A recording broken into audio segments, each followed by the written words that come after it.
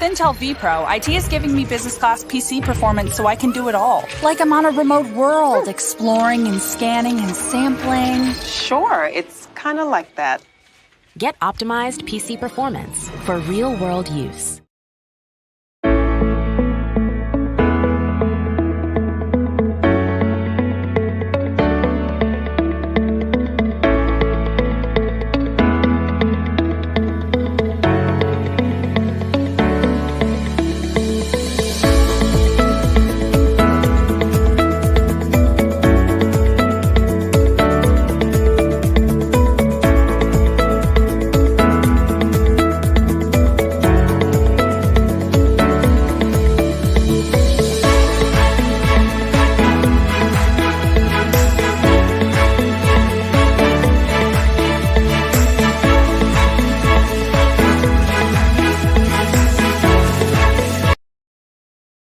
With Intel vPro, IT has multi-layer security to help protect PCs. Like some aliens try to ambush me.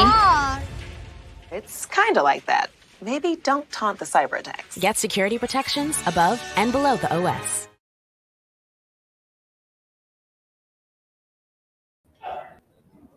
Good afternoon, everyone.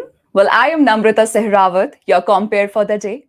And I welcome you all to Mint Cybersecurity Summit 2022, powered by Intel vPro, a platform where we bring together the industry experts and torchbearers to deliberate on the cybersecurity best practices, its implementations, challenges, and solutions, thus carving a roadmap for the future.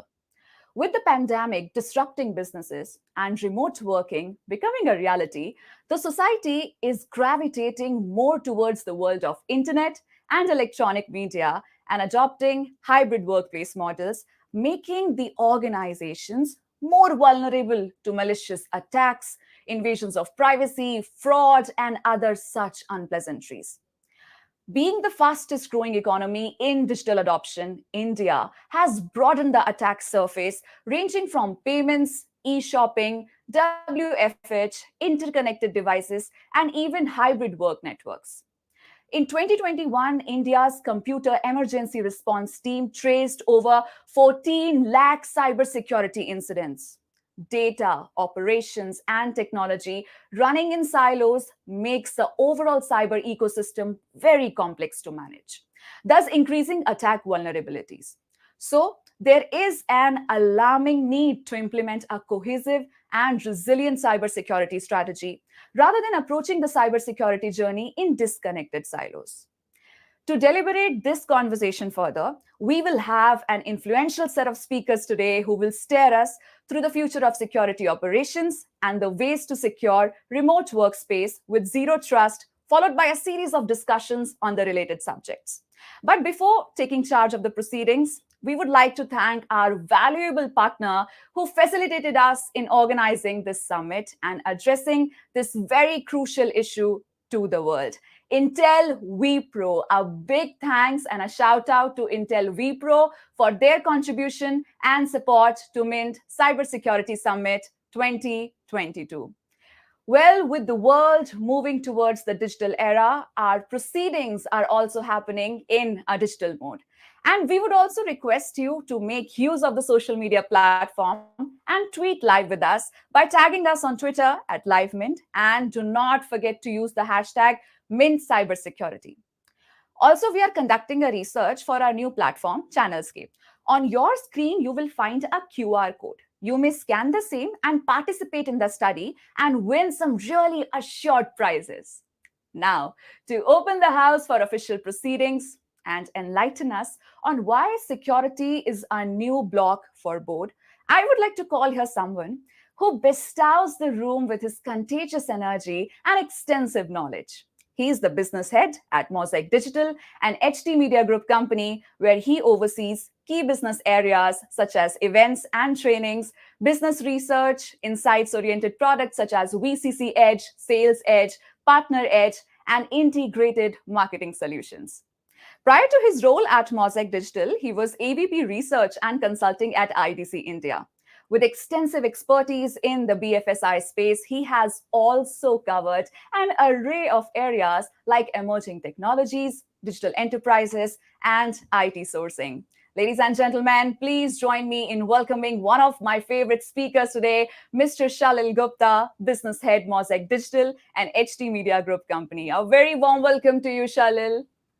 Oh, thank Over you, to you. Namrata. Thank you. Thanks a lot. I think after seeing my introduction, I'm a little embarrassed myself. So thank you for a nice introduction there. No, you But completely deserve it. You have contributed so much to the industry. So thank you so much for that. Over to no, you to thank open the you. house. Sure, sure. Uh, First of all, I would like to really welcome the audience here today. Welcome the speakers, audience with us today on a digital platform. Uh, I think topic is very topical. I haven't been into meetings. I have not been into discussions internally as well as externally where we haven't discussed cybersecurity. I think anything which we are discussing today, any part of our technology part, cybersecurity comes as the topmost agenda. Increasingly, the topmost agenda has actually reached to a stage where the board is being now discussing about it. It's a new block in the board meetings. Directors, board of directors, meeting advisors, most of the people are paranoid about cybersecurity. At the same time, they know that the only way to progress is the transforming the organization, the way it used to work, to more digital oriented. Revenue streams are getting migrated. People have started working hybrid today. They probably work across the globe for an organization.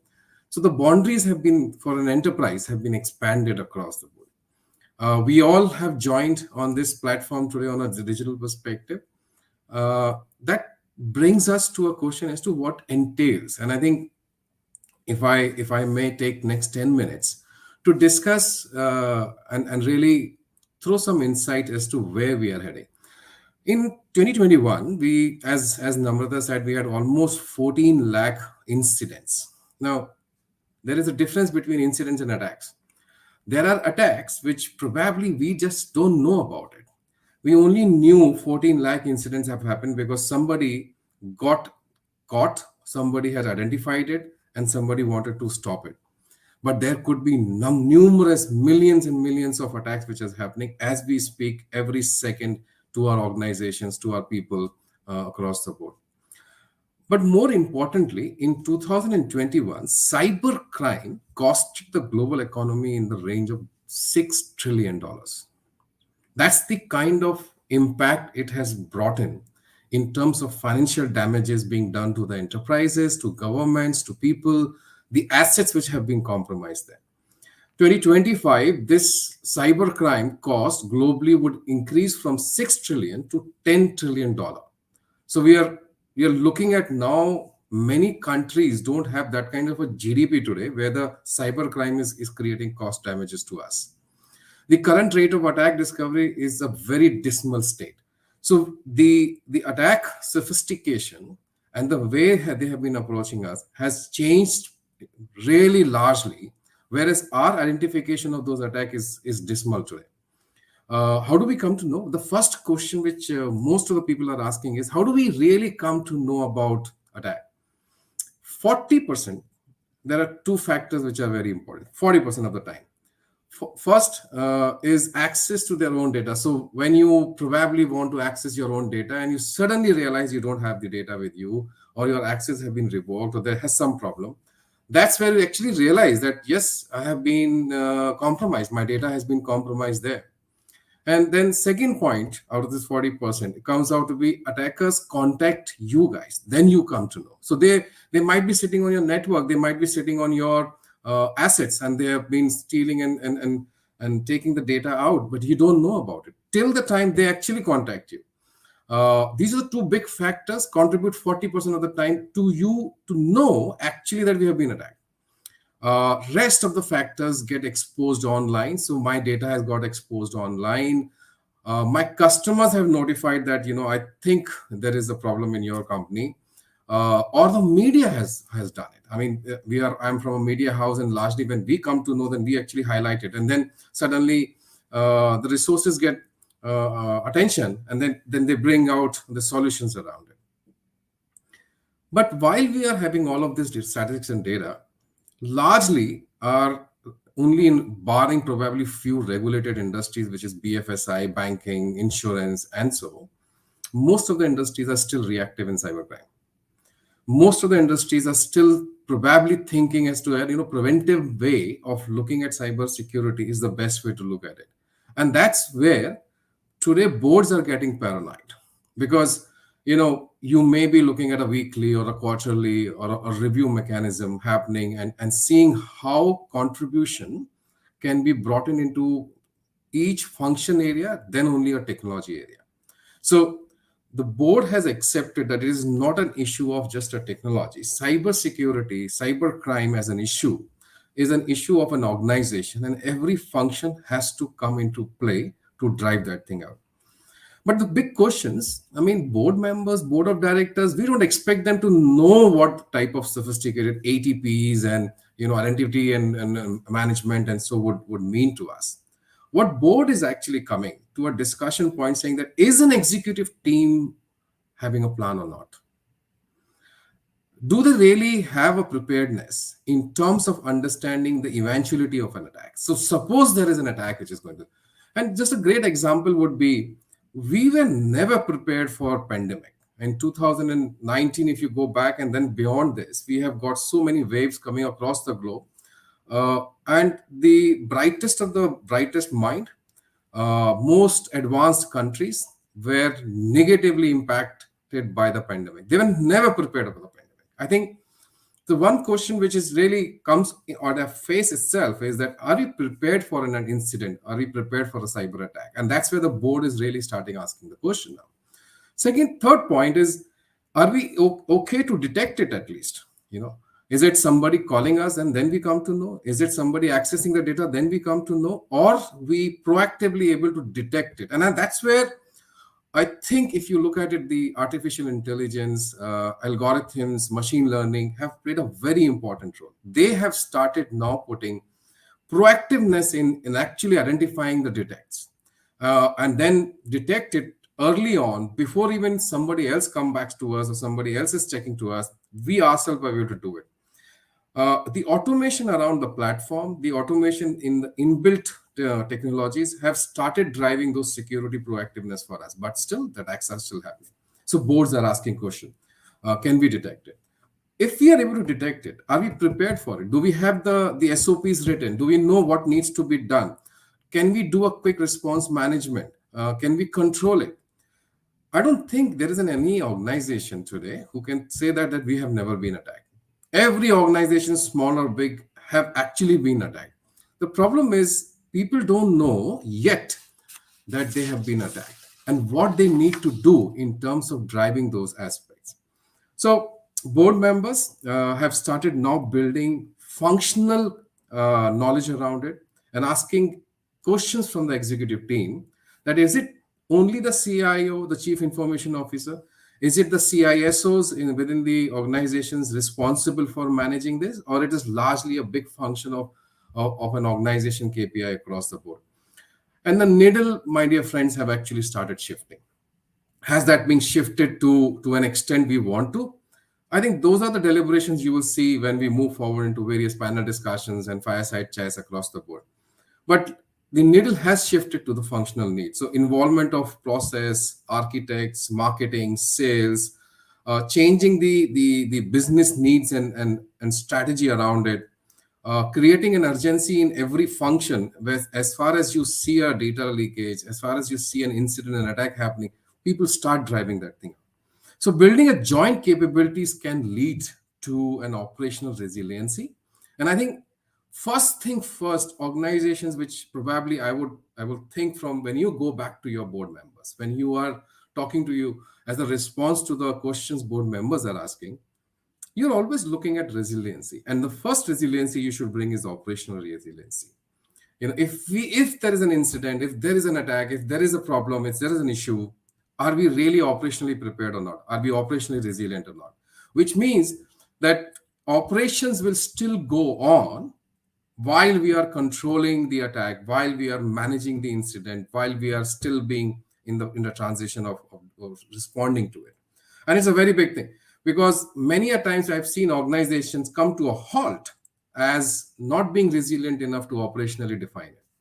Second is organizational resiliency. And today's organizations have gone beyond the current architectures of physical boundaries. I think there could be resources who would be accessing data sitting in Antarctica or in any other country, and they're working for you. They might be accessing the most prestigious data, IP-oriented data across your organization. So there has to be an organization resiliency. More importantly, there has to be a trust between employee and the customer. It's very important that trust to be built while we are accelerating towards the digital paradigm. Technology's resiliency is very, very important. Today, it's not only preventive mechanism, which is very important. I think I would probably call it a word called security by design. Anything which you do today, anywhere you're going, you should look at your house today, look at your your kids accessing the information today. It has to be by design secure, because if you don't put it is a top up thing, then I think you are compromising the whole architecture itself. Somewhere some sophisticated attacker will enter into the premises and maybe damage to us. Business models resiliency, and I think largely when we are looking at paradigm into a digital perspective, I am seeing organization moving minimum 30 to 40% digital revenues. And while you're building a business model which is digital revenue, you really need to build a secure ecosystem. Your partners and suppliers should have an access to your information, but then is that transfer of information happening securely or not? So I always call it security is not one organization secure. Security is all ecosystem around you is completely secure or not. And I think CIO's role has largely started working towards that. Because internally you may be able to protect it, but as soon as the information exchange which starts happening with the digital world and the external to your organization, ecosystem comes into play. And then you're really worried about, should I be sharing the information? Should I not be sharing? Think about your personal information as well. Not many times you're very comfortable sharing it with anybody because he or she might not be really a problem, but the information exchange path can be a problem. The network itself could be a problem. And lastly, it's driving the purpose of reputational damage. So when we are looking at going forward with various panel discussions and the honor of the speakers coming and their experience coming forward, we are looking at discussions happening towards about secure and remote workplaces. How is my employee architecture going to work today? It's a hybrid architecture. People are still in office, but what's happening if you see scenarios too? We have people working in office still online, people sitting in the meeting room in office still online, and people sitting from out of the office at home or anywhere else is still online. They're all collaborating, they're working productively high, but then are we having an architecture which is completely secure? So I think knowledge, talent, outpace cybersecurity is very important. How best leverage modern technologies such as AI and ML? I think that's becoming very important. The kind of sophisticated attacks and the kind of transactions we are doing digitally today, it is impossible humanly to monitor it. It is impossible humanly to actually drive some incidents and prepare ourselves. So we really need to reach to an AI, machine learning, and really do an automation here to make sure that we are able to drive those transactional security which we require. Last, we are also going to discuss the balance of best computer experience and best security postures. What are the balance which you are bringing? Where we can take risk, where we can't take risk, what needs to be taken as on-demand access to an ubiquitous data and information platform. We are living in an age which is accelerating fast. I always say that we don't know what we are heading into. Are we really prepared? We don't know the answer. Do we have the blueprint with us? We don't know the answers. As we are moving forward, we are ourselves learning, and we are also revolving and evolving around the blueprint which we are creating. But with this as my opening statement to you guys, setting the context for the people to come and discuss, deliberate, debate it out. I think today is a forum where we want to bring all the bright-minded people, experienced people across businesses, technology, to really throw insight on most important subject today, which is cybersecurity. So once again, most of you guys, thank you very much for joining us today. And I hope you will enjoy the rest of the day. Thank you very much. Thank you. Thank you so much, Mr. Shalil, for sharing your very valuable insights with us on this very extremely crucial topic, security as a new block for board. And I think we might get some of the answers for the questions that you posed during that entire session. So thank you so much once again. Before we Thank you, move Namrata. to our next part, thank you. Thank you so much. Before we move to our next part of the summit, I would like to remind you to keep tweeting live with us using the hashtag Mint Cybersecurity, and please do tag us on Twitter at LiveMint. Well, with this, we are moving towards our first panel discussion of the day on securing the remote workspace with zero trust. And for the same, we have a very influential set of panelists joining us here. So please join me in welcoming Mr. Bithal Bharadwaj, Global Chief Information Security Officer, GM Group. Very warm welcome to you, Mr. Bithal. Mr. Oh, thank you Abhishek for having Bansal. me. Pleasure is all ours, sir. Please join me in welcoming Mr. Abhishek Bansal, Head Non-Financial Risk and Chief Information Security Officer, Max Life Insurance Company Limited. A very warm welcome to you, sir. Thank you for having me. And And our moderator for the same would be Ms. Sumedha Bose, AGM Research and Solutions, Mosaic Digital and HT Media Group Company. Thank you so much, Sumedha, for being with us here today and for taking up the charge of moderating the session. Over to you, Sumedha. Thanks, Namrata, for welcoming us all. And as usual, it's a pleasure. Welcome, Mr. Bithal and Abhishek. Thank you for joining us today on this event, right? And yeah, we kick off the event with this very important and pertinent panel that we have curated today, as to securing the remote workplaces with zero trust, right? But however, Bithal and Abhishek, before even I move on to zero trust, right? I would like to step back and kind of, first dwell upon the environment and the ecosystem that we are working on today, and how the dynamics have really changed, right? One thing we all know is that hybrid is here to stay, right?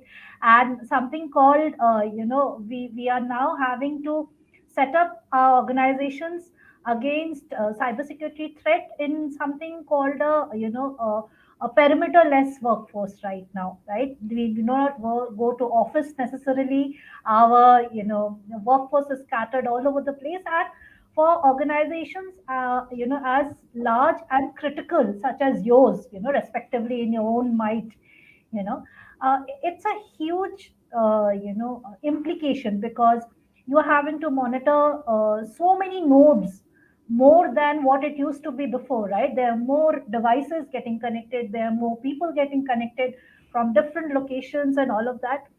What this has actually done, and that's my first, concern here, and I want you to enlighten our audience on that, is that it has had a very grave implication on security operating center. I think there is this, in talk doing rounds that the relevancy of SOC might itself be at risk, right? How do you make SOC relevant in the very first place, given the current dynamics? I would like to begin with this, and I'd like to begin with Vithal here, if you wish to take that question up first, Vithal. Well, fantastic question, Sumedha. In fact, when we got into the first lockdown in 2020, the world was and the media was reporting the number of incidents and breaches have gone up significantly. But if you ask anybody who's managing a security operations center, they were like, "Well, I'm not seeing the same number of incidents. In fact, people actually saw a dip in the incidents."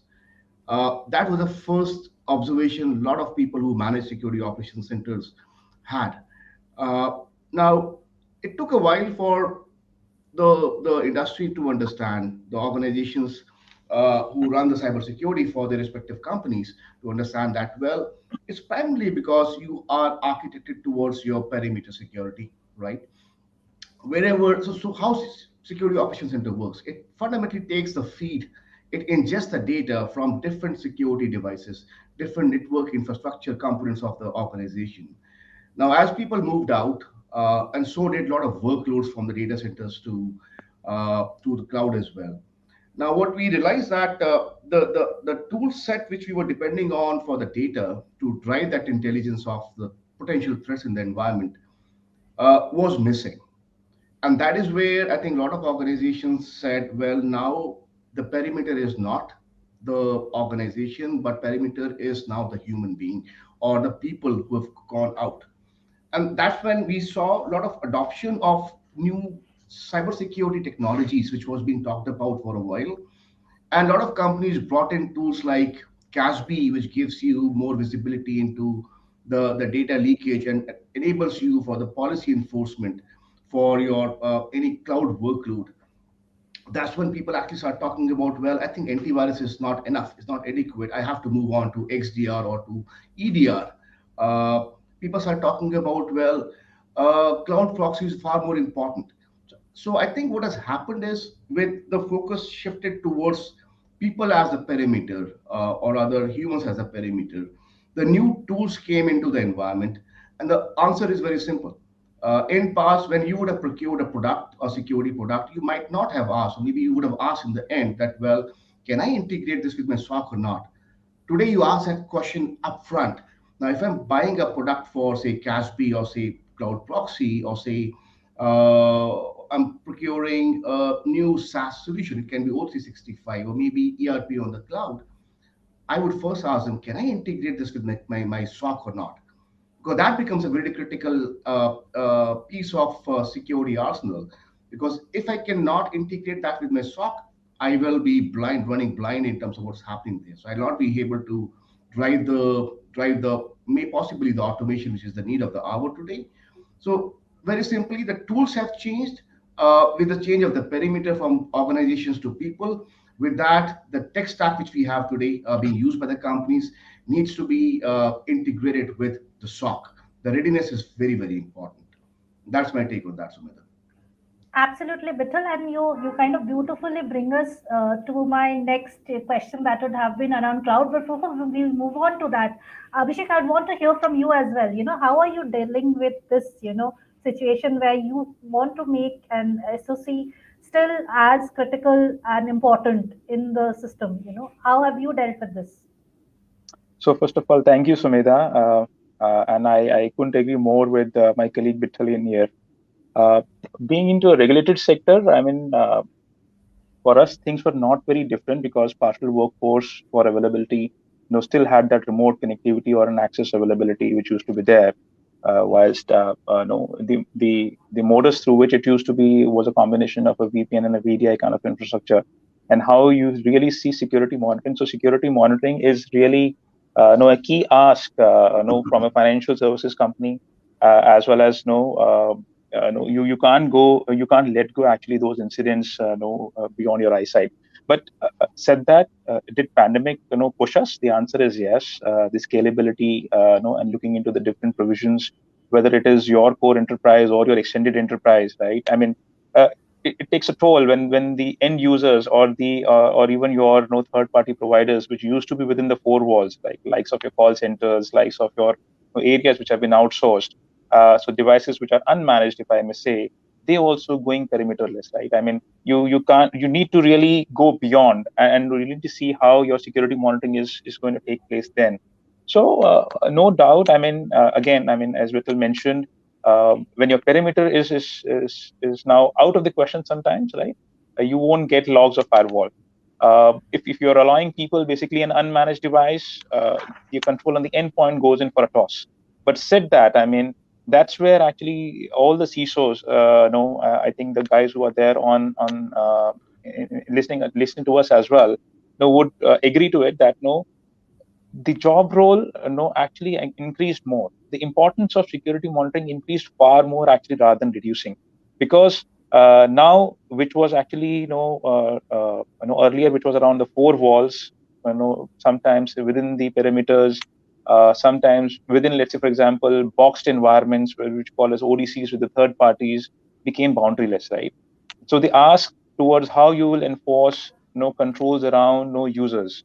Will you profile them more? How closely you want to monitor them, plus also provide them flexibility in terms of so that the work doesn't get impacted. And the challenge actually got surmounted because we being into essential sector, had to actually allow those people to process policy claims for people. So that that really created an initial king. But I think yes, with respect to whether it is CASP, cloud proxy, how you manage the hardening of the configurations with no different devices, putting additional controls like watermarking on VDI. I mean, when it was within the four walls, you never thought through like that. I mean, when it is going beyond, you start thinking of how you will monitor colleagues when they're actually doing some bit of the work actually from their home boundaries where they can share their machines, right? So definitely, I mean, it was a different time, but now I think we have gone past that. I mean, it's been almost 2 years. Things are a bit mature where all those controls are there in place. But security operations as a concept, I think this has gone much beyond. I would say, I've been talking about this as a concept about observability. It is, in fact, the ask from the business has gone beyond even security logs. Now they want you to monitor even the fraudulent transactions beyond security logs. So that's where even the importance of this subject has increased. The role and onus of CISO is far more higher now, with the controls going more towards data, controls going more towards the end user. Absolutely, Abhishek, and thanks for reinforcing those thoughts. I think CPO, Mr. Shalil Gupta, in his keynote also mentioned that security's role is that of of a board right now. It has to be that deepened and heightened in that sense.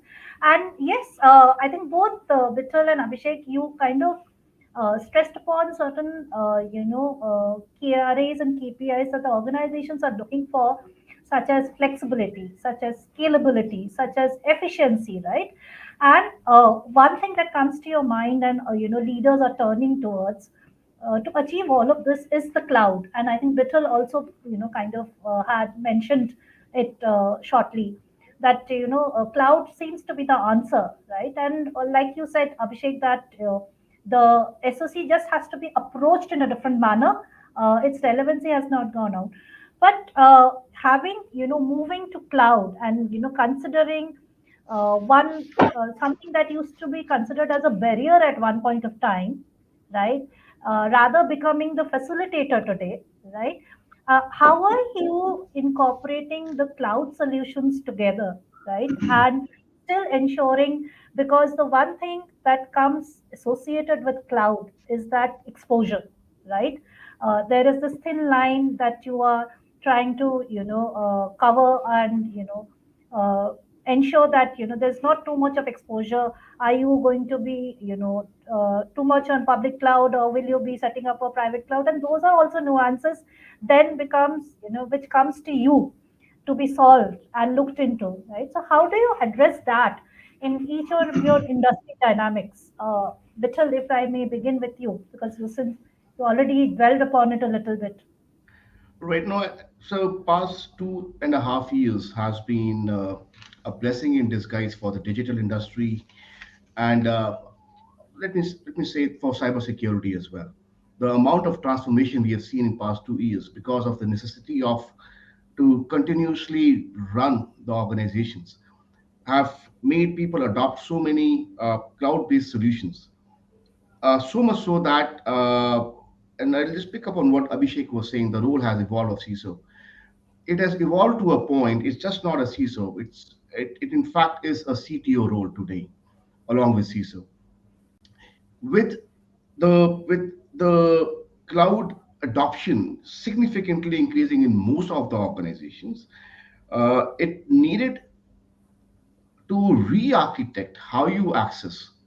Okay, it required to look back at your entire tech stack, okay, your entire network architecture, your entire identity management architecture, to make sure that you're cloud ready. Now, what's important to note, and when people adopted cloud, a lot of people say the fallacy is secure by design, by default.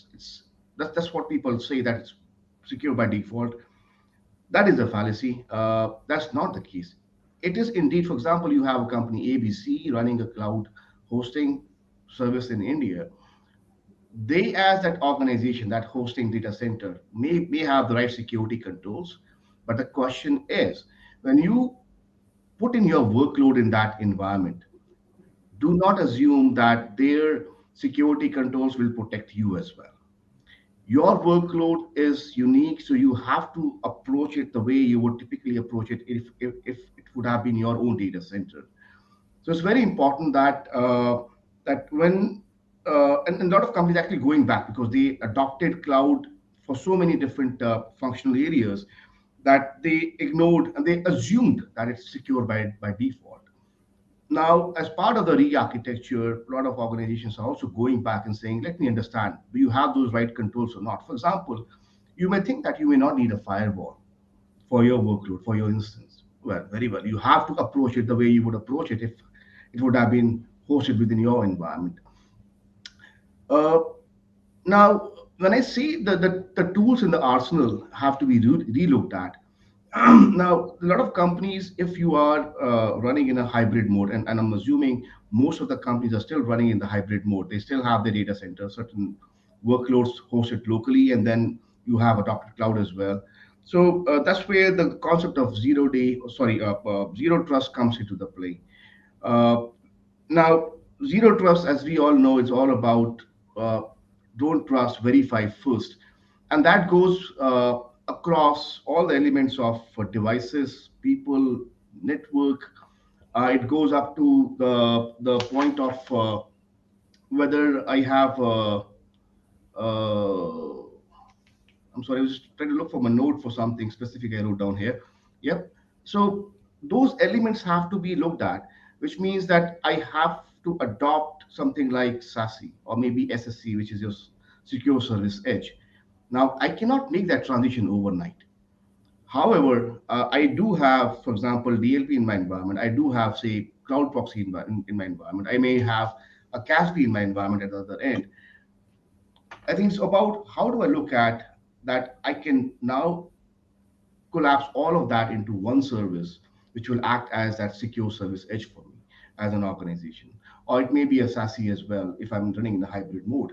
So, from architecture standpoint, the time for us to relook at that. From the security tool standpoint, we have to look at the whole thing as well. And I think don't assume that cloud is secure by default. Approach it like your data center, your own hosting. I think those 3 points I would like to highlight there.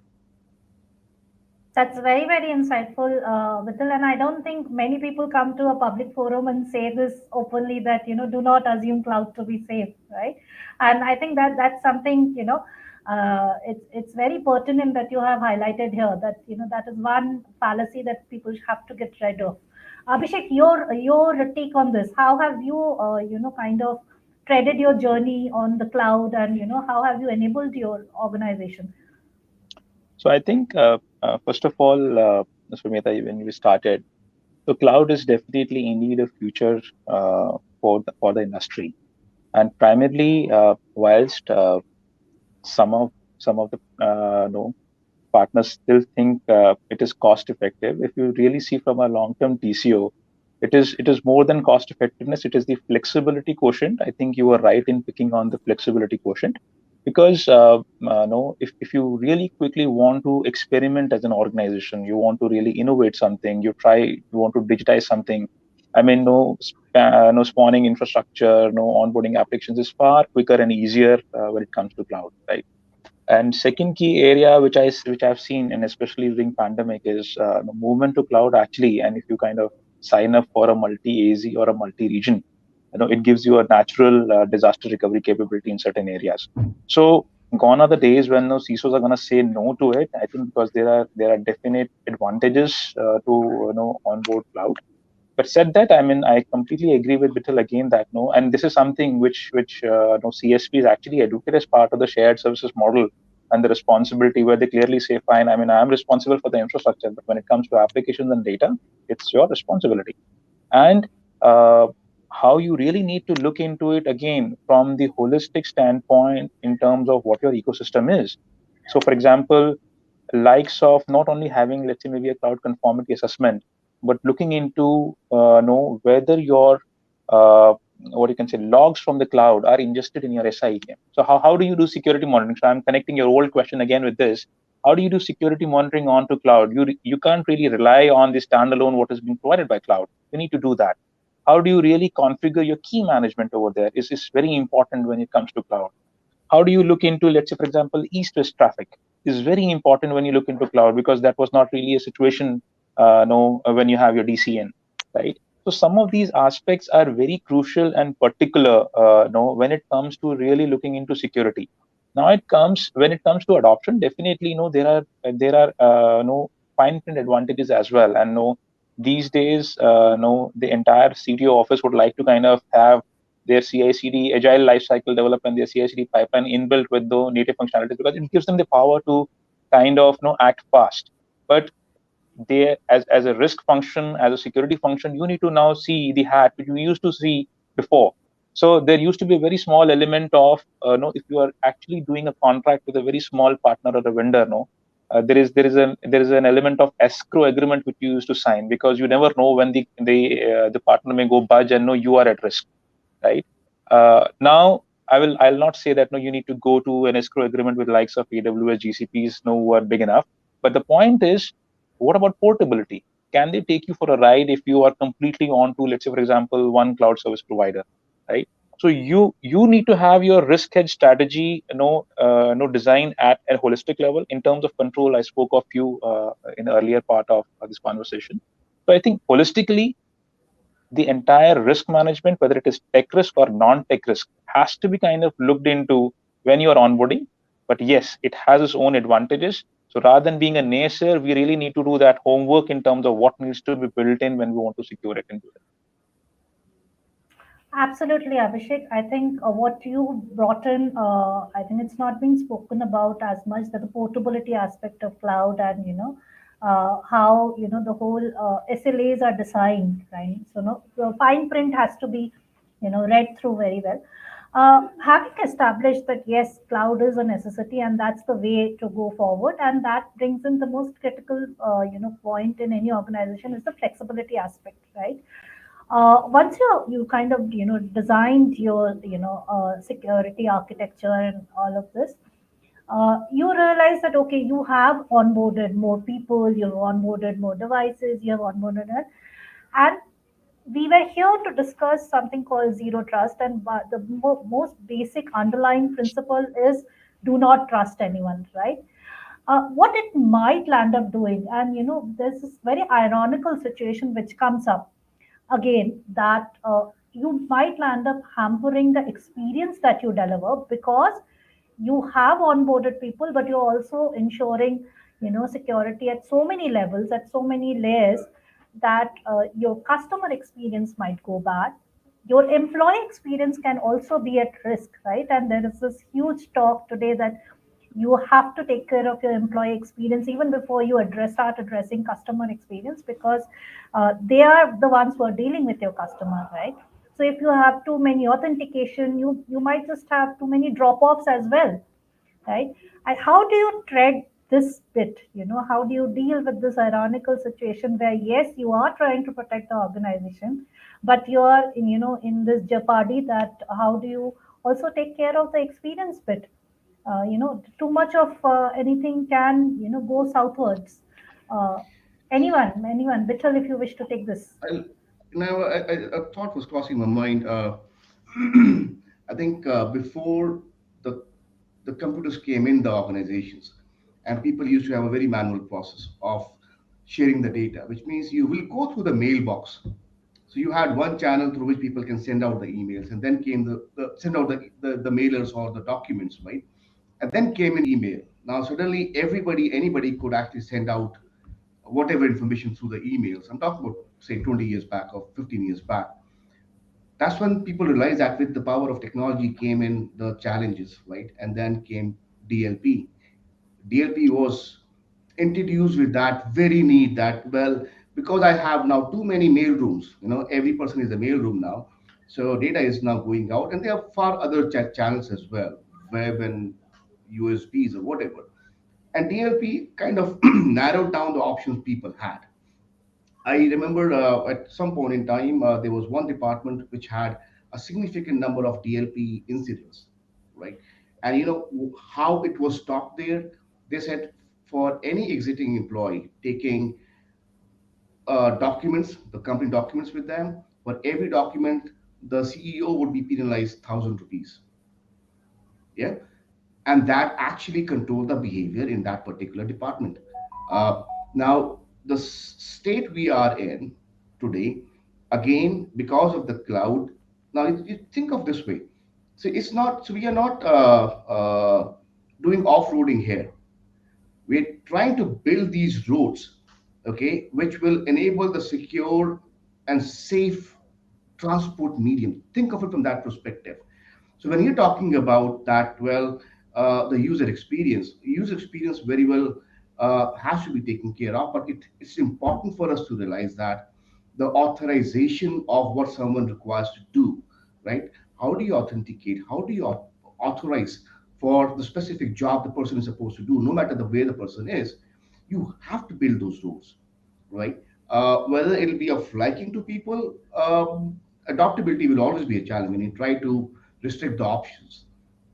However, you're talking about taking away the additional privileges people would have received because the technology was not ready at that point in time. Today, the PAM solutions, the PIM solutions, does give you that ability to control to the last room on the floor of a building, that this is where you're supposed to go and I will take you there. Well, if the person says that I'm not allowed to go to any other floor or any other room in that particular building, well, that was not by design. Just so happened, as the digital adoption was happening in the organization. So the point is that we have to balance it out. We have to evolve. Today, the cyber threats are fairly significant, and companies and the organization will have to drive that culture, wherein there has to be a give and take. If I'm giving you a flexibility to work from anywhere or access my, say, ERP from anywhere, I would restrict you to do only certain things, not other things you're supposed to do. So it's a balancing act, Sumita. That's how I would put it there. So, Bittal, if I may kind of, re-articulate what you're saying that trade-offs are the way, right? There will be certain trade-offs, and yes, we'll have to mitigate and find that path. Abhishek, how do you handle this, trade-off? Is it So well accepted? couldn't agree more, I think. But let me just, I think this conundrum, no, let's not give it a new color that this is something new, right? This conundrum in life of a CISO has been there since ages. No, whether you qualify giving an access to a website, no, which is available on your mobile device or your home PC, but not in office. Whether it is access to a USB drive, right? Now, the moment you are given a flexibility to work from home, definitely no, or the access to softwares or the applications which no were to be accessed only within the four walls, and now it has been extended. Based on your network connectivity, there could be latency. Based on your, let's say, for example, uh, the way of connectivity, whether it's a VDI, VPN, and how you kind of authenticate, there could be session timeouts, right? But that's the way. When the organization is adopting, when the ecosystem is adopting, I think there is a bit which users also have to play. They also need to adopt. So this conundrum is not new. I think one needs to balance out in favor of organizations' interest, right? I mean, if I just extend this, right? I mean, typically I use this as a very common example. If you really need to use your net banking user ID and password, right, will you do it on somebody else's machine on an unsecured network freely and openly, as you would do it maybe in your own secured machine, or maybe something which is there on your office machine? So just apply the same rules, and no, I think that conundrum actually loosens a bit. And no, but I couldn't agree more. One needs to balance out between the two. I mean, it is not really one versus another. Absolutely, Abhishek. I think I would just like to add to that. I think this is where we kind of circle back to what Shalil mentioned in his keynote, that when we start building joint capabilities, and that is where the role of the board that was spoken about in the keynote, that it has to be inculcated in the whole organization, that every node in the organization understands the relevance and the importance and the urgency to adhere to cybersecurity, setups that have been, there, and such that they all participate into it, and that consciousness has to be built in across the organization, so that this trade-off or the conundrum that you mentioned is not hyped too much. I couldn't have agreed more. I think we are just almost running out of time, but I'd like to still develop on one last bit of the conversation quickly. Is that with this, changing landscape, we did speak about a lot on, monitoring, right, in our, conversations so far, right? Abhishek, you also touched upon it that monitoring has been a very important bit and all. But in this whole journey of detection, monitoring, and response management, uh, uh, you know, sometimes we feel that response management takes a backseat. Monitoring and detection is being highly, focused upon, and they take priority. Yes, they are the need of the hour, because if that is done well, we will not land up in a situation where response management is required. But how do you address and prioritize response management as well, and the turnaround times and everything? The last leaving thoughts on that before we culminate. If I take that one, Abhishek, with your permission, uh, what happens is typically the way, see, you have to see how typically in SOC works. You have these security incident handlers who finds an incident or a potential threat in the environment. They hand it over to the IT guys to go and contain that. Okay, I think from a response capability standpoint, obviously automation is something which you have to adopt from a source standpoint, but that can't be done for everything. But fundamentally, what you can definitely do is that instead of handing over the incident to the IT teams to go and contain and take corrective action, it has to be a responsibility of the SOC team itself. As a computer incident response team, once you find a threat, a potential threat, it should be responsibility of the SOC team to go and try to contain it and then hand it over. Most of the organizations you would see who are maybe early in SOC is that once you find an incident, your system will handshake with the IT services management tool, whatever is being followed by the company. A ticket is open there, and then they depend on them to go and chase and close on the issue there. I think that responsibility has to shift back to the subject matter experts who can look at a particular potential threat from multiple dimensions and take action before the handshake happens. Absolutely. Abhishek, how would you approach this? Like, how do you go about this? So I'll give you a more broader answer, Sumedha. I think industry wide there is now one acceptance of the fact that no 100% prevention is a fallacy, because right, hackers keep on experimenting, innovating, and they need to be right one time out of 10, and no, you need to be right 10 on 10, right? So in terms of detection, the world is going towards uh, not a false sense of assurance on some preventive controls, whether it is hardening and likewise, right? They are going towards breach attack simulation, and they want to really test their systems or the resilience of the systems with what is happening in the real world, and no make controls and no likewise. And second key element, I think there could be a portion of industry, but I think an assumed breach scenario is something which people are not talking about. And since we talked about pandemic in last 2 years, I think there is one big realization which has happened across, which is one was about the manpower resilience and know how they can be made workable remotely, right? And second big realization, if you see the statistics, was the increasing number of incidents which have happened. So there were organizations who were actually grappling with two at one time, like pandemic plus a cyber attack.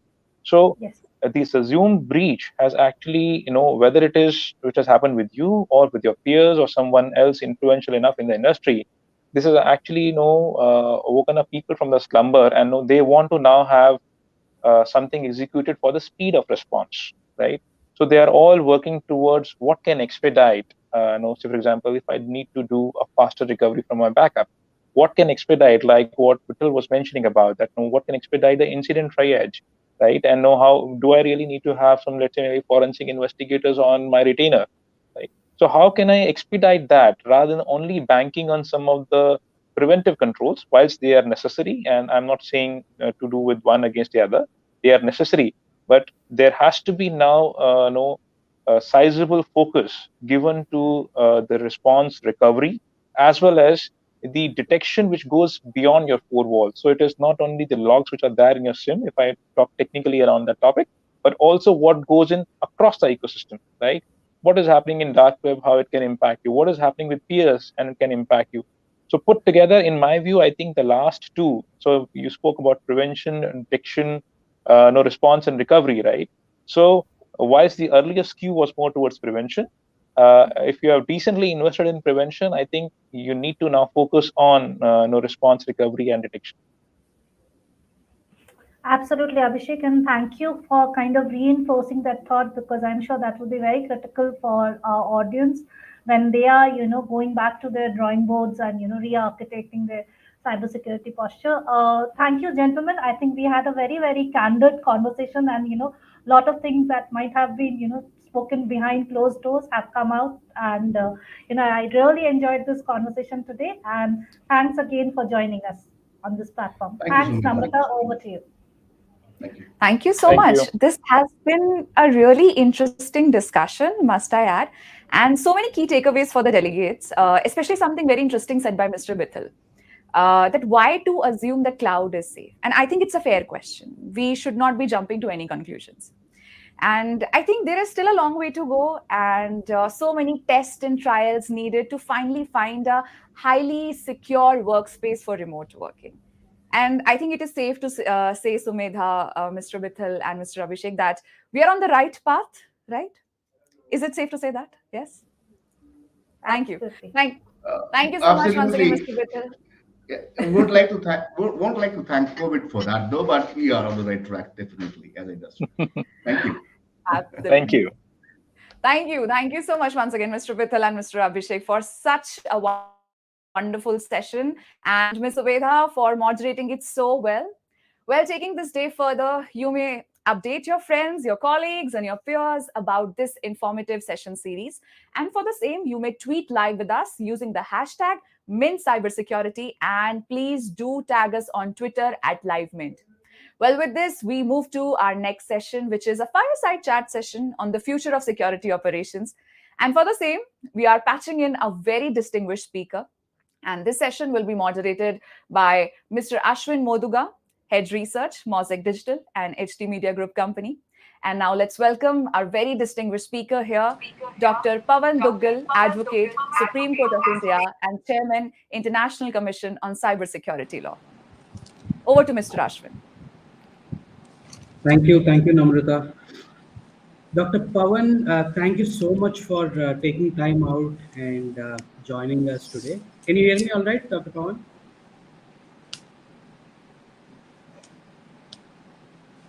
Hello?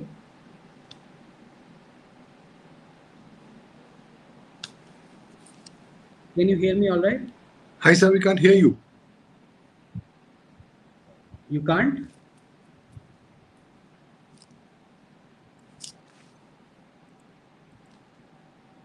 Can you hear me now?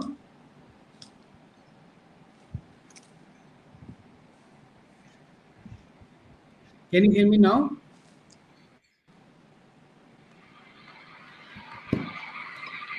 Can you hear me, please? Yeah, we can. Okay, please go ahead. Except I can hear you on this device, so I've put on another device. Please go ahead. All right. Thank you so much for taking time out and joining us today.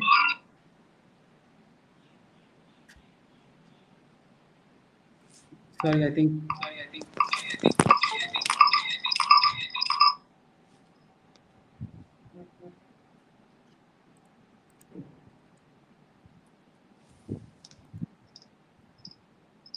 Is it possible for you to hear me? We can hear you, but there is a lot of sound. No, I can't hear you at all. Mr. Duggal, I would request to keep yourself on mute once Mr. Ashwin is asking the question. Once you get over with the question, then you can unmute yourself. So we are not getting anything from Mr. Ashwin on the main device.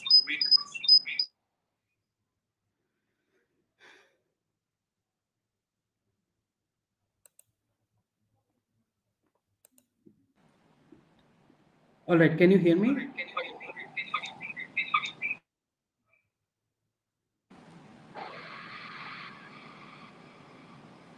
Hi, I can hear you on one device.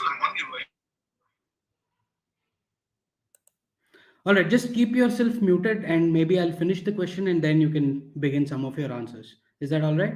Yeah.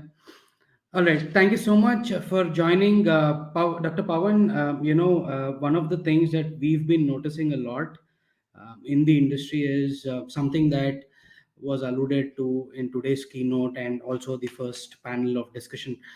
It is that the importance and focus on cybersecurity related solutioning as part of digital transformation efforts has continually gone ahead, and it's increasing almost every day, and not just in the traditional enterprises but also in the smaller segments like the SMB segments or the mid market segments and so on, right? And this, one of the causes has been because of the post COVID focus on digitalization and transformation across multiple industries, and an outcome of which is also vulnerability to a lot of your own data and technologies, etc., due to which the interest and focus on cybersecurity continues to increase. Now, one of my first questions was, Dr. Pawan, you come into today's discussion from the other side of the industry, right? Looking at it from a policy standpoint, from a lawmaking standpoint, etc. Are you also witnessing the same, this extensive growth of interest in non-enterprise segments as well in terms of cybersecurity related solutioning?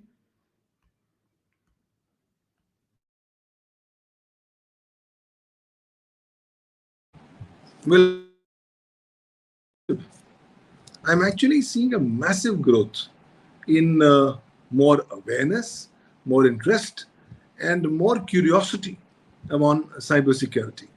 And it's not just got to do with merely increasing cyber attacks. It has also not got to do with just the fact that every 11 seconds, one company anywhere in the world becomes a victim of a ransomware attack. It's basically a growing. This particular stuff is going to be an integral part of our lives. And this is one particular reason why people are beginning to see life as pre-COVID and post-COVID. In my new book, New Cyber World Order, I've actually, post-COVID-19, I've argued that by the time nations are victorious against COVID-19, we will enter into a new cyber age where cybersecurity breaches will be the new normal, cybercrime will be the new default option, and it's a new cyber world order waiting for us. Already, when I look at the golden age of cybercrime having already arrived, there's a growing realization that we are potentially susceptible to attacks from all sectors possible. And on top of it, now we have begun to start seeing the change of the color of the landscape as far as India is concerned. India historically has seen a massive vacuum of policy making. India does not have any dedicated law on cybersecurity. We also do not have any dedicated law on data protection or on privacy. So in this ecosystem, our only savior continues to be the Indian cyber law, being the Information Technology Act 2000 and rules and regulations made thereunder. However, now with the government having understood the factum of the impact that the lack of a cybersecurity law is having upon us, the government has now changed the rules of the game. From the 28th of June 2022, the Information Technology Directions 2022 have come into operation. They are applicable not just to all big companies, not just to any company, but even to all government organizations, body corporates, service providers, and data centers. Now, the good news is that if you are an MSME, you have still more 90 days of breathing time, as the government, by a notification of 27th of June 2022, has said that all MSMEs will have time till 25th of September to comply with these directions. Similarly, if you are in the crypto ecosystem as a wallet service provider or in a crypto exchange service provider, you also have breather for the next 90 days till 25th of September 2022. But barring these two categories, everybody else in the ecosystem has to realize one thing, that these directions have already come into force, are implemented, and if you have not complied with these directions because you don't know them, because you don't know what the nuances of the same, please remember that you have already started committing an offense under Section 70B6 of the Information Technology Act 2000 from 28th of June 2022. And this is a continuing offense that you're continuing to have, which is punishable with imprisonment and fine. So the more we create more capacities and awareness about cybersecurity and the legal, policy, and regulatory issues pertaining to the same, the better it ultimately will be in making the ecosystem far more secure, far more robust, and people far more well informed about their rights, duties, and obligations in the context of protection and preservation of cybersecurity in today's digital ecosystem. Understood. Very interesting, outlook that you put forward. And one of the things I would to follow up as a question, Dr. Pawan, is uh, are organizations ready for all of this? What is your viewpoint on that? And most importantly, the second part of it, do you think that there would be more uncertainty that is created because of these date and timelines, or is there already been enough space given to, I mean, some in summary, I wanted to ask, will there be pushback from the tech companies? There is already beginning to be a pushback from tech companies. Companies are saying, sir, we can't comply. 90 days is not enough. They've made numerous representations to the government. But the government is standing pretty clear on its stand that we are not going to extend for more time for you to comply. You had 60 days to comply. The problem in India is people keep on waiting till the last over of the match so that they can actually hit 6 sixes in 6 balls without realizing that in practical terms it may not never be happening. And much that all the tech companies were putting their eggs in the basket that these deadlines will be extended or the implementation would not be fully put in place. They have been mistaken. The minister has been very clear that these are bare minimum requirements that stakeholders need to do in the context of protection and preservation of cybersecurity. So consequently, I find that 9 out of 10 companies in India have either not heard about these directions, or even if they have heard about it, they are not even considering them seriously, because everybody in India loves to subscribe to the Indian Jugaad school of management. Everybody believes that they can continue to do any kind of Jugaad and then bypass the provisions of law. Little do you realize now that the position of the electronic laws in the country have completely changed. When you do Jugaad, you create false electronic records. That becomes forgery under the Indian Penal Code. When it's done for the purposes of cheating, it gets you 7 years jail time and fine. So I think most of the people have not even begun to start realizing that they are sitting on a ball of fire and that this ball of fire is soon going to engulf them, both in terms of actual damage to the organization, both in terms of exposure to criminal and civil legal consequences, but more significantly, this ball of fire is ultimately going to impact the reputation, goodwill, standing, and repute of organizations in an irreparable manner. Because once it comes to be known in the public domain that you're an unsecure company or that you have not complied on basic parameters of due diligence or of cybersecurity that the law is mandated, the chances are it's going to impact your current business and potential business prospects and opportunities. So I think most of the companies have still not begun waking up to the humongous potential of damage that they could be staring in the event that they don't comply.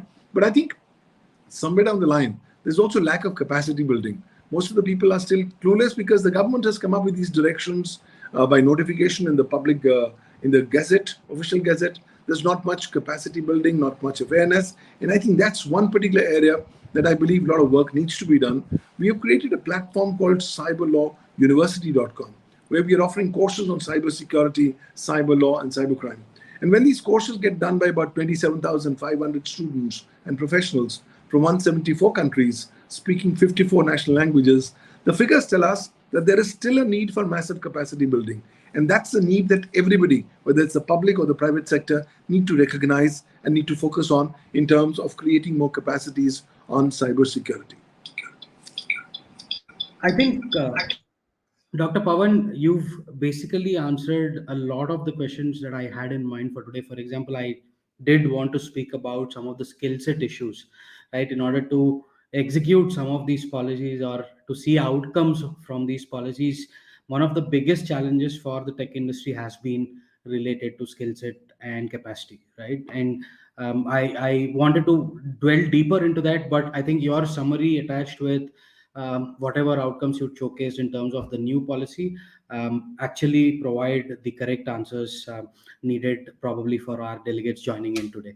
But on a similar note, Dr. Pawan, one of the other things that I also wanted to pick your brains on was related to innovation in technology, right? We're already seeing crypto, we're talking about metaverses, we're talking about Web 3.0. All of these are expected to geometrically accelerate the overall digital ecosystems in India, right? In the next 2 or 3 years, the number of users will continue to grow, the number of users these technologies can reach to will continue to grow, all of which effectively means more proliferation of vulnerabilities, as an outcome of which more focus on the laws that need to define all the cybersecurity. Right now, the question I wanted to pose to you is, as innovation continues to proceed and accelerate its pace, right, like crypto, etc., do you think it will also have an effect on the kind of policies that the Indian government will continue to put forward?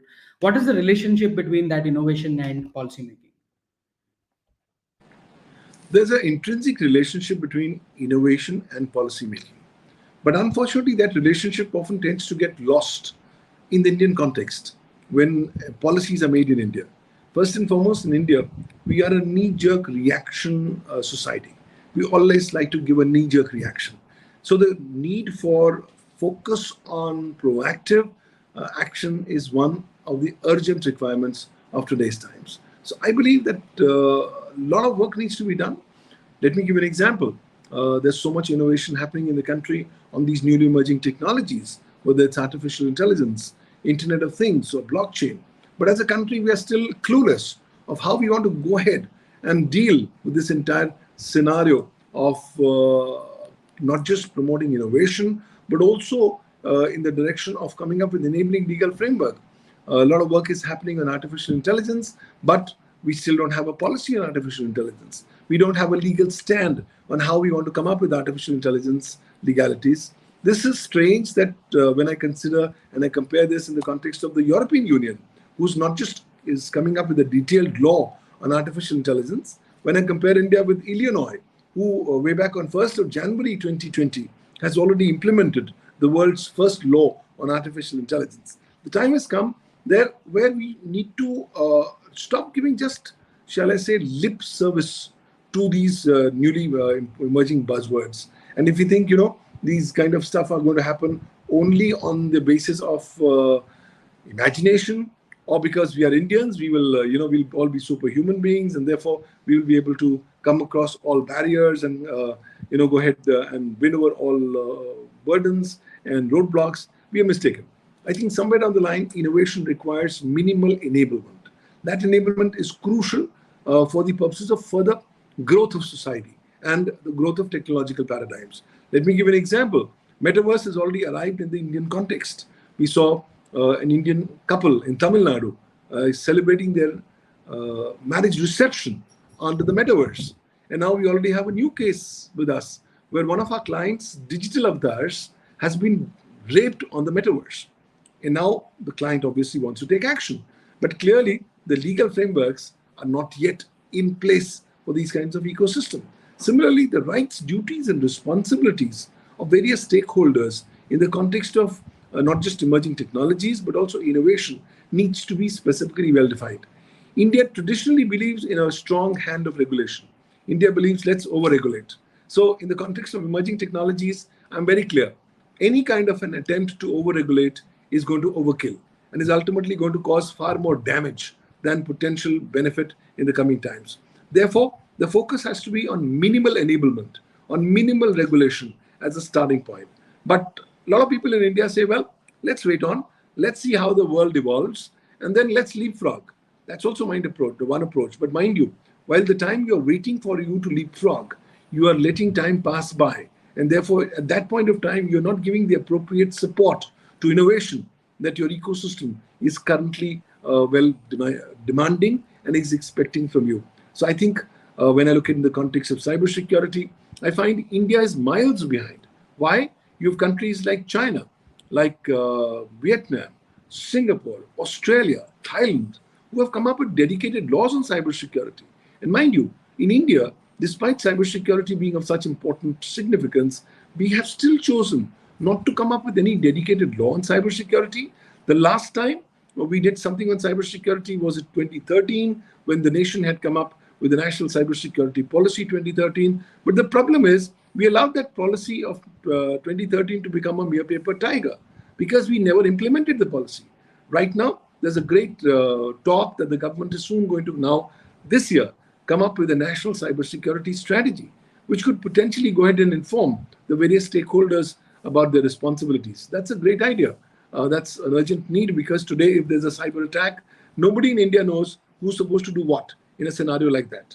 Yes, you have come up with the IT Directions 2022, but then they are going to be invariably be complied with in breach rather than in compliance, because most of the companies are not going to report it within the 6 hours stipulated under the law. So the time need is that you come up with dedicated law on cybersecurity, so that the ecosystem is very well clear as to what are the lines of regulation, what are we expected to be doing.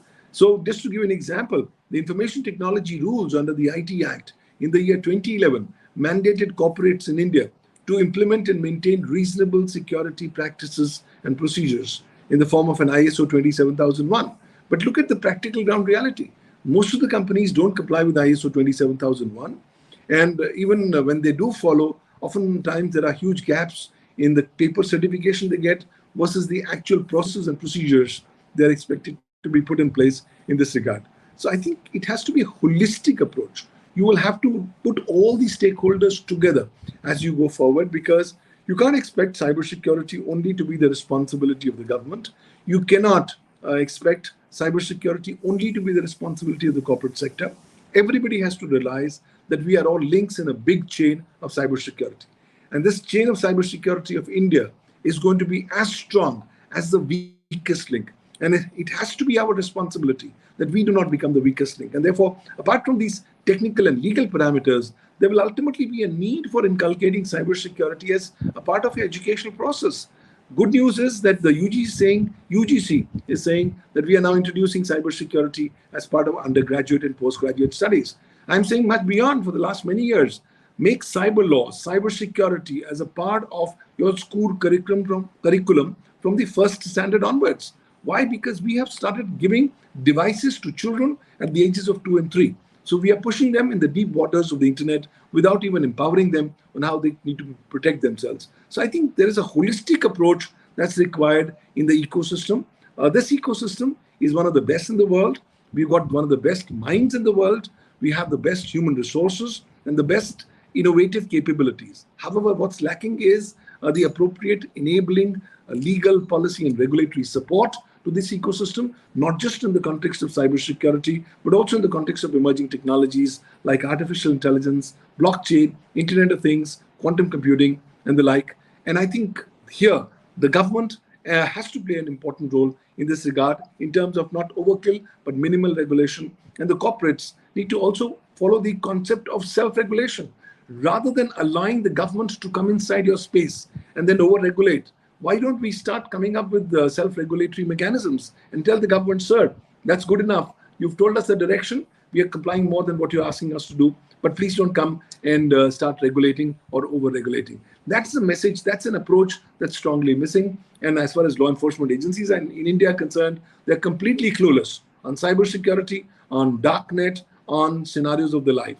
Now, I was the counsel for the complainant in India's first cybercrime conviction in 2003. It's now 20 years, and we only have had a handful of cybercrime convictions thereafter. And after the amendments to the IT Act have come up in the year 2008, we've seen a famine of cybercrime convictions because the law made a historical blunder. It made almost all cybercrimes, barring a few cybercrimes, as bailable offenses where you are entitled to bail. And Indians, once they get bail, they come out, destroy the incriminating electronic evidence, and sit back and relax because they know they cannot be now prosecuted, they cannot be convicted. So I think it's an ecosystem issue that will have to be addressed by all stakeholders as we go forward in this direction. Dr. Pawan, thank you so much. I think, in the last 20 minutes, you've been extremely insightful in terms of some of the key takeaways for our audiences. I think, in summary, while we've had a lot of backlog, hopefully we'll get back on track once we begin acting as a whole ecosystem. Again, thank you so much for joining us. I mean, we are almost out of time. In fact, we are over time, but hopefully we'll get to meet at length sometime soon. Thank you so much, Dr. Pawan.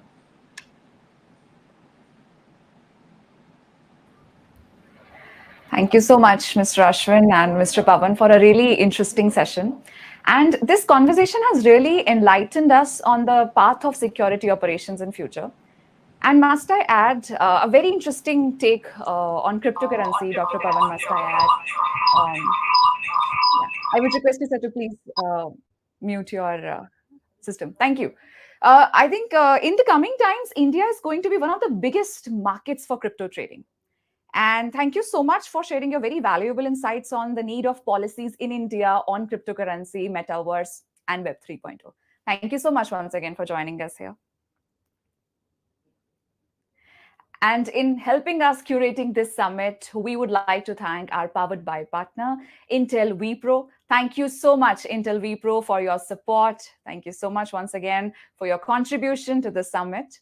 Before I take this any further, I am reminding you all again to let the world know that you are a part of the summit. So keep tweeting live with us using the hashtag MintCybersecurity and do tag us on Twitter at LiveMint. With this, let's proceed to our next panel discussion, which will be on the topic transitioning from EDR to XDR, driving better security outcomes. And for the same, I would like to invite our expert set of speakers, Mr. Jayant Chauhan, CPTO, Honasa Consumer Private Limited, Mama Earth. A very warm welcome to you, sir. Thank you so much for joining us here. Mr. Vinod Bhatt, CIO, Vistara, Tata SIA Airlines Limited. Thank you so much, sir, for joining us here. And the moderator for the same would be Mr. Akshay Gargil, partner and leader, Cyber, Grant Thornton, Bharat LLP. Over to Mr. Akshay. Thank you, Namrata, and welcome, Vinod and Jen. I think it's a pleasure to have you, and would like to thank Mint for giving us this opportunity to come and share our views on the platform.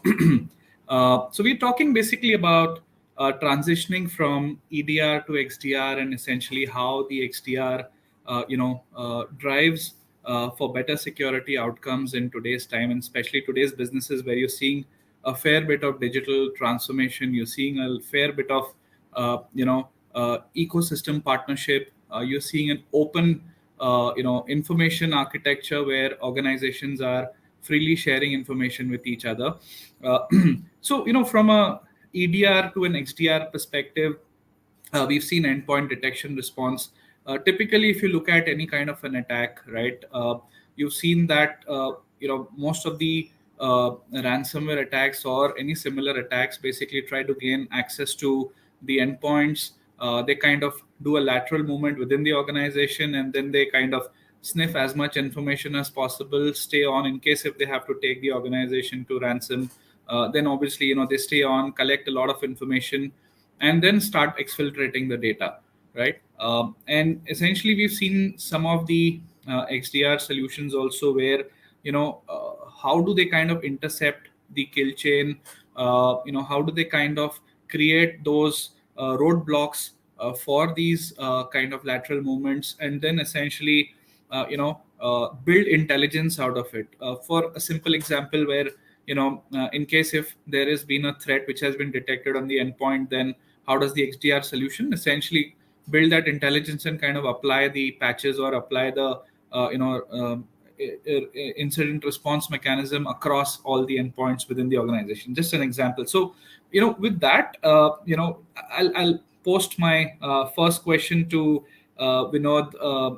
My question to you is that generally we've seen that XDR typically offers a fair bit of consolidation mechanism across the board. But when you talk about consolidation, obviously there are various security solutions that businesses have already invested into. So what are the typical challenges in terms of making that consolidation, both at the people level, in terms of the learning within the organization, and last but not the least, stitching all the dots of these solutions together and then making actionable intelligence out of it? Thank you, Akshay. Can you hear me well? Yes, you're audible. Okay. So, Akshay, first of all, thank you for having me on this summit panel discussion. It's a very important and critical topic for IT leaders like us. So, before we jump into XDR, I think it's very important to understand the landscape, individual landscape of every organization. When I say landscape, I'm more talking about the endpoints, I'm talking about the servers, I'm talking about the cloud footprint, I'm talking about any of the endpoints which we are talking about, right? So it's very important that we understand what they are and what kind of maturity we have in terms of the threat identification, the assessment, as well as the response detection, everything. So I think that is the first step in the journey, and it is an evolving journey, I would say, because if you look at it, last 2-3 years, the challenges are very different. What EDR was able to do earlier, now you have to look at comprehensively how XDR can be looked more seriously, and in that context, you also have to look at the complete tools which you are using, because organizations have had the legacy tools, and how are they going to protect or at least identify, detect the vulnerabilities, threats, and more importantly, how you can look at holistically. See, it's also about the timing. It's all about the challenges is about integrating the whole security posture of the organization, and looking at it from the single pane. I think that's very important, and also how do you respond in the real time perspective, because before it has created a lot of damage. So those are the challenges. If you ask me first from the technology point of view, that how do I get all the dots connected? How do I first of all know that what are my vulnerabilities, what are my risks involved, and second is how do I get my dots connected? And then you get actually a benchmark. You benchmark your security maturity in terms of where I am, and then there has to be assessment on which are the high risk items, which are the medium risk items, low risk items, and which you cannot live, because your business cannot live without those. The more you delay it, the more actually issues or risk can be for the whole company. So I think you prioritize based on that, and then you also need to, as you talked about the talent, you need to understand that as I said, that it is evolving. When I say evolving, it is also the frameworks are evolving. The compliance is evolving. The tools which are in the market are evolving. So your talent, IT talent from the cybersecurity, info security, data security point of view, have to be trained enough to understand what is available in the market and what best you can bring from market to your enterprise.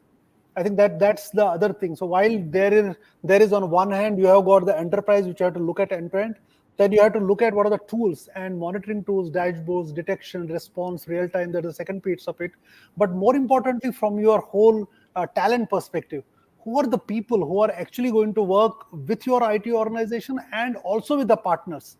Because it is a game of ecosystem of partners. How do you work with them and making sure that you work with them and have a system in place where you can take the actions in a much more predictable way, proactively, then something happens and then you get into it.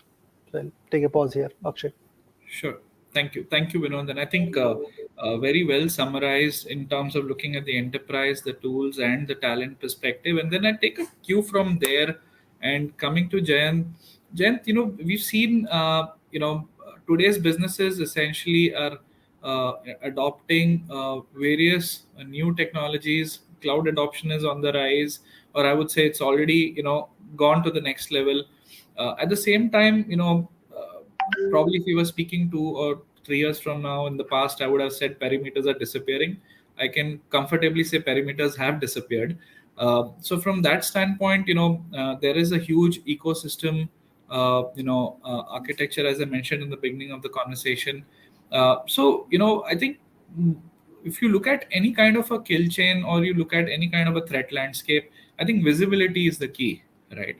And from a visibility standpoint, do I need to look at it from an inside out perspective or an outside in perspective or both, right? So my question to you is that, how would XDR essentially bring that visibility?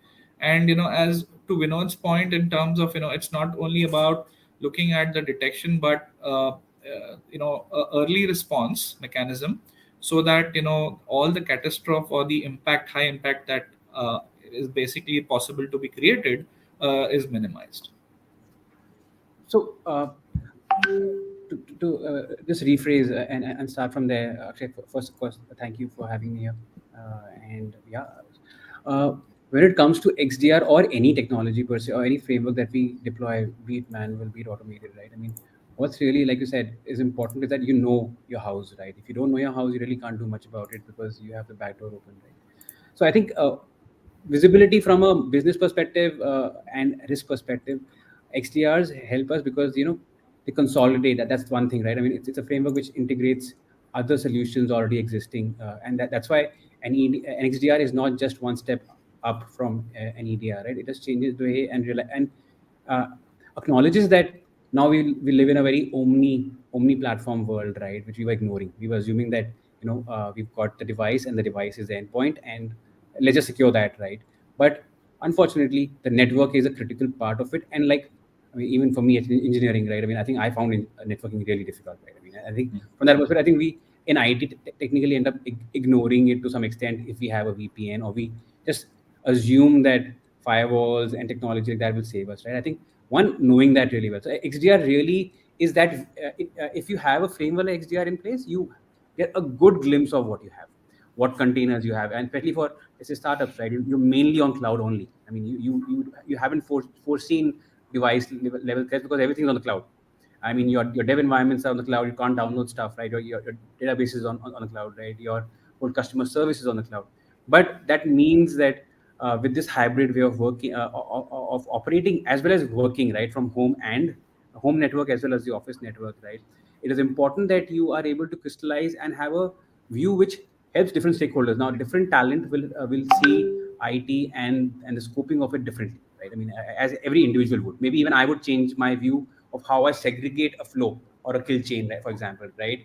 Do I use the legacy kill chain? Do we have a new evolved kill chain in place, which is an XDR kill chain, which simplifies it instead of having those 7 different steps? Maybe you have a simpler one, which how I see it is as basically you have people, you have an agent doing an initial attempt, right? I mean, and after the attempt, they try and propagate, right? After they propagate it inside, they try and explore what's in your house, right? I mean, and then after that, they start exfiltrating, right? And they have an impact, business impact, security impact on the setup, and then they set up base inside, right? And that leads to the whole dwell time, right? Within EDR and other old technologies, we had dwell times of days, right? What the XDR really does is, if you have the right view and you're changing on a daily basis, of course, so you have change, of course, you have to evolve along the way. You can get to a day or two of quickly quelling that dwell time, right? I think so. Visibility is what XDR has helped you do that and tailor as per your customer. An e-commerce business will have a very different way of looking at what's happening, right? Frauds would be an important aspect of it, just beside threats, right? And that's where I think this whole way of integrating, and integration is always the toughest challenge. I mean, in engineering also, right? I think integration is hard, building from scratch is easier, right? And XDRs really help you enable that, to get that visibility, keeping your SOC team lean as well, right? I mean, and it also enables you to work with partners along the way. I mean, I wouldn't call it MDR, right? But XDR enabling via technology and integration, right?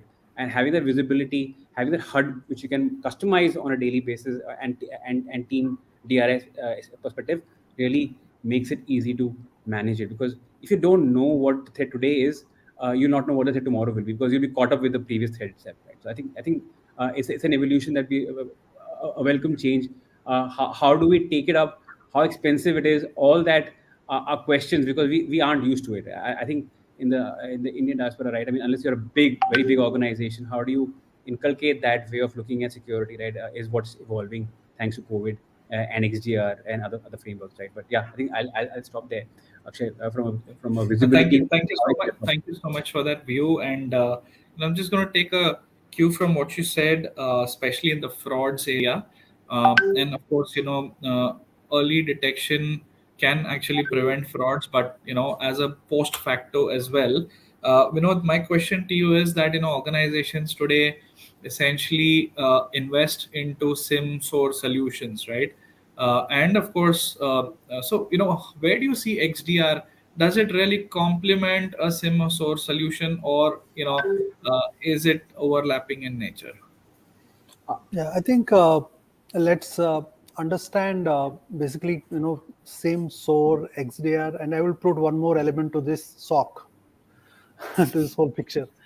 So I would say that, see, while your SOAR will gives you ability to orchestration as well as automated response, but SIM is very critical from your analysis perspective, because all the events are actually stuck in sometimes in your logs, and what are the control mechanisms you have put in place where these logs are not stale.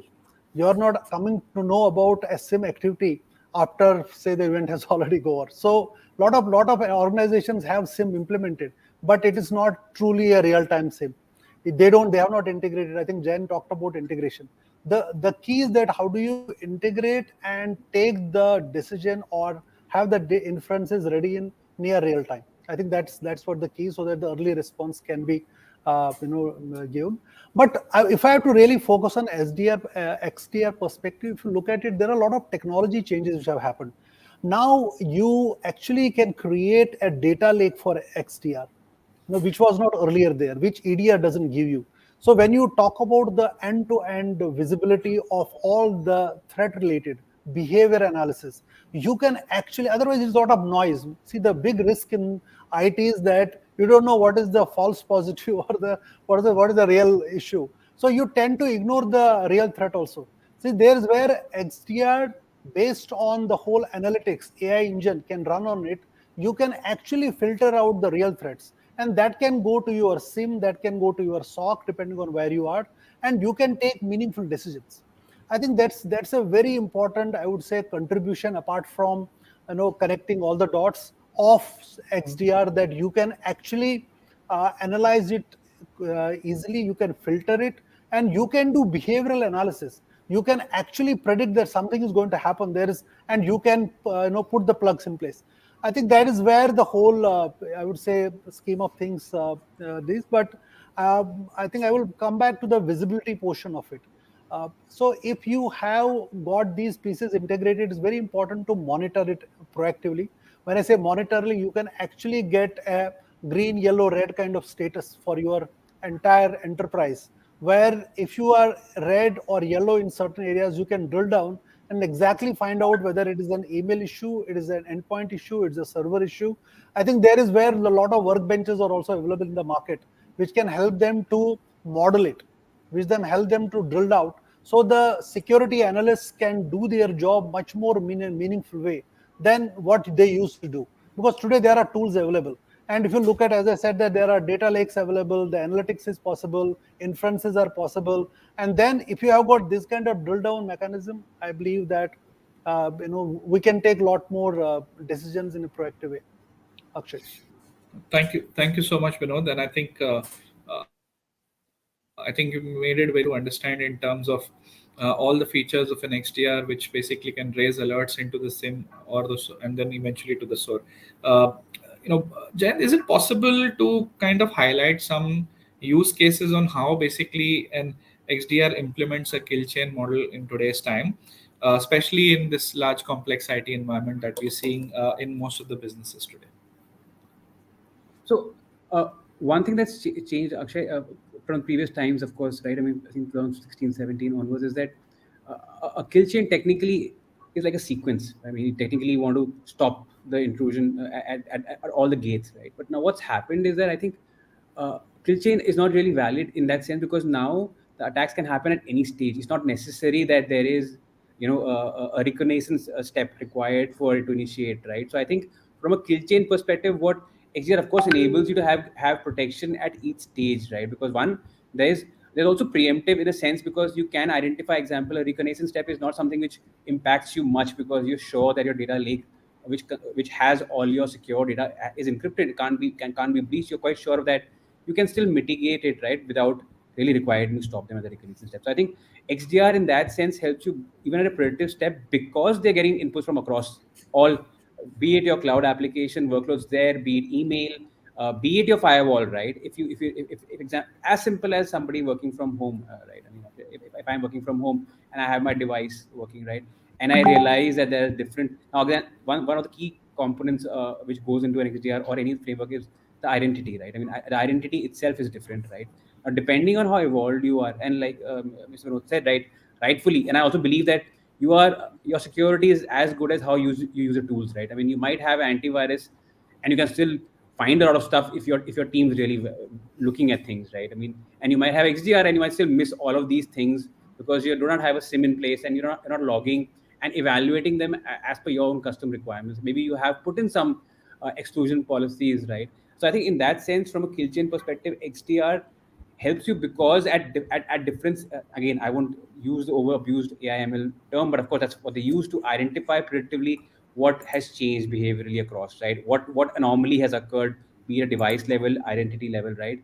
And like Mr. Bhatt said, raising those flags, and if you have automated workflows in place already, right, if it doesn't have already, it mitigates and remediate it accordingly, right? If an example, right, an email, right, I mean, if I have somebody who's suddenly clicked on 10 different URLs in the last 2 minutes, right, I mean, I know there's something wrong, and XDR can really help you, identify that one, where is the location of this of the clicks, right? I mean, is there a new device, right? And then it can actually reset, let's say, not quarantine the mail, or just have a password reset, right, saying that there is a suspicious activity by a user and compromise, right? This can all happen automated, right?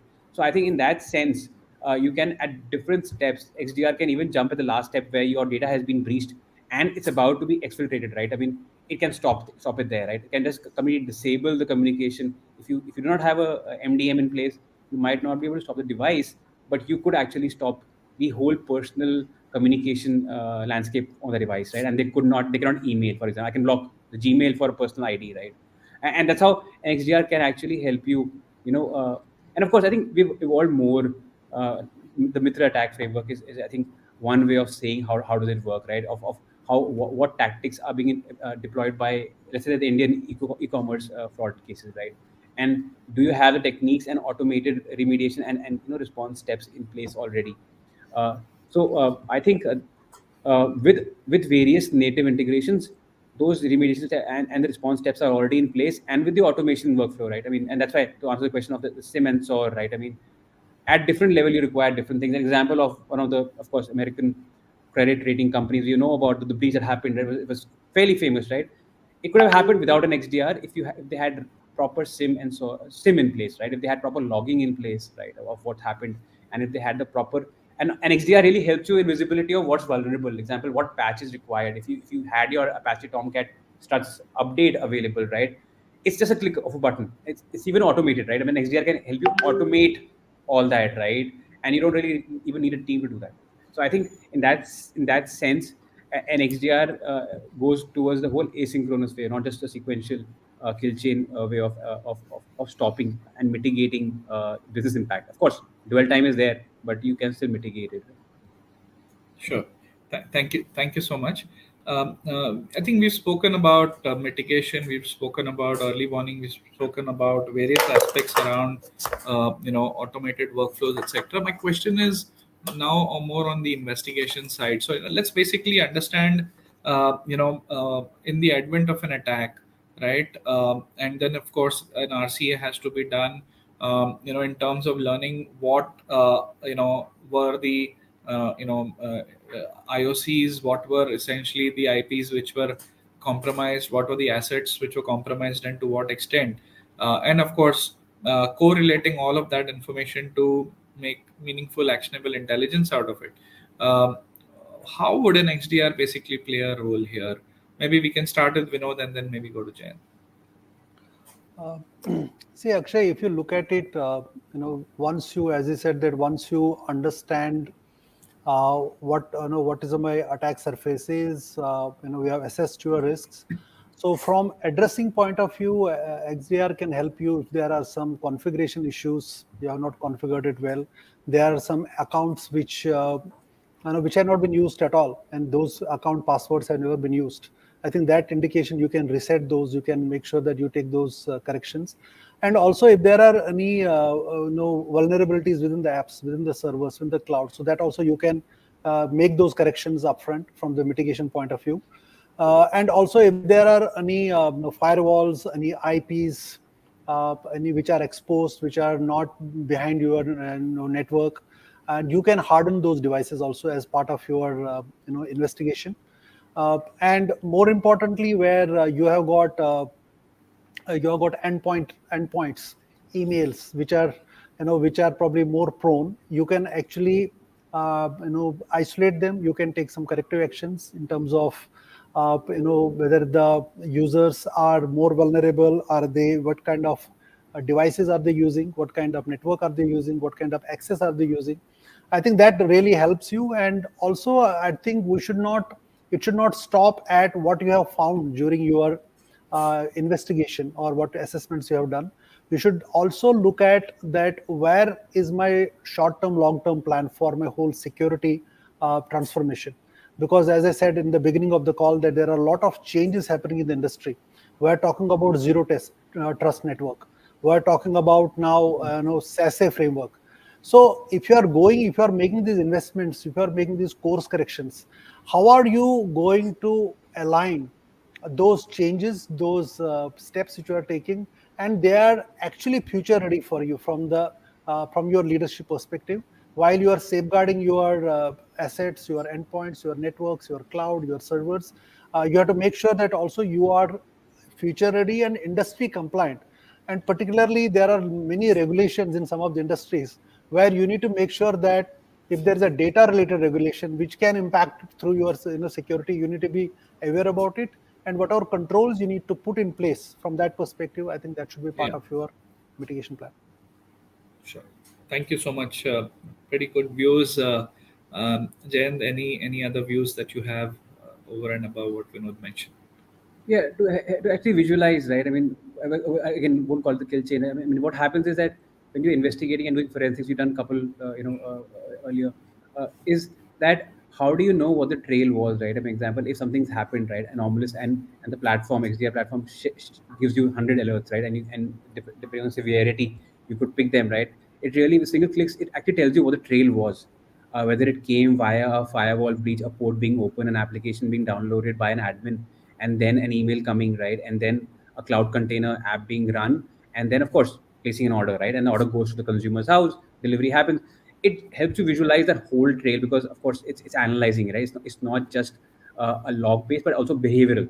What ran on my cloud AWS and then was stored on my GCP and then used as credentials to send an order to a consumer, all that is easily visualized. And if the IT, and of course here the SOC team is very important, right? The IT admin might not know how does our website for e-commerce works, for example, right? And as they work along with the team of the SOC team, which is backend, they know that a single click they can identify that this is somebody who's doing an XSS, right? And can I now, how many such cases are there now? What can I do? And if there's a step, how can I just click and solve it, right? And what this does is that, unlike an EDR, which gave you just the recording of what happened at what step, right? Here you have the whole recording of what happened across the whole thread. How did they come in, right? What did they use, right?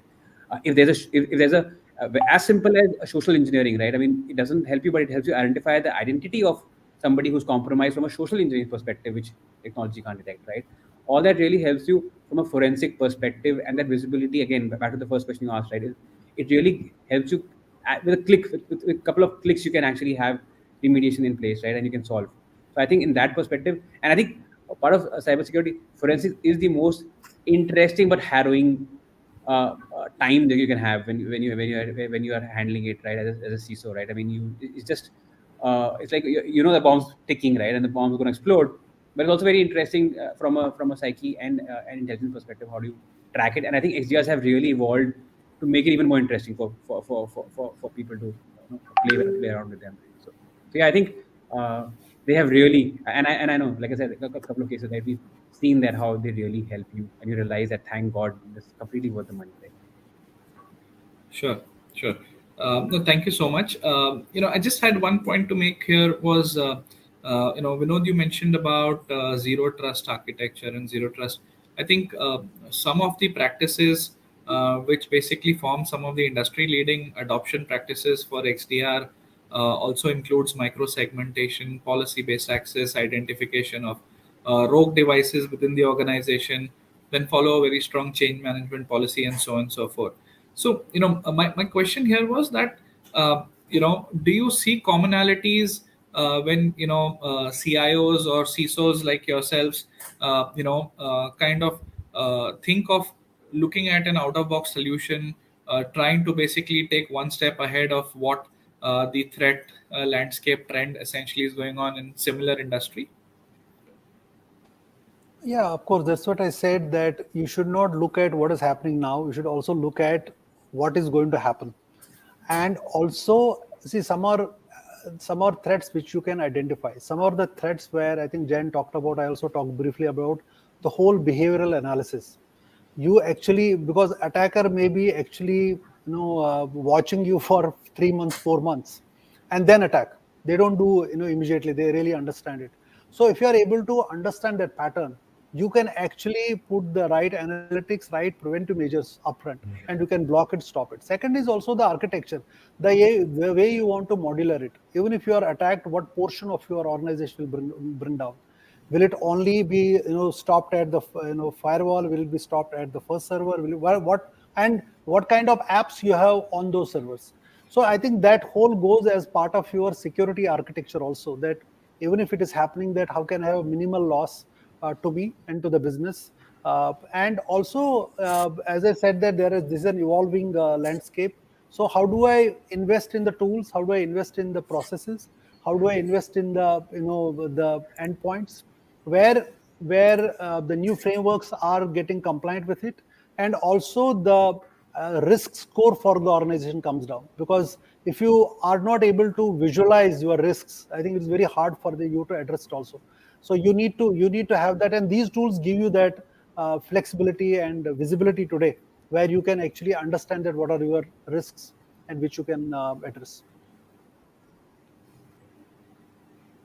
Bakshay.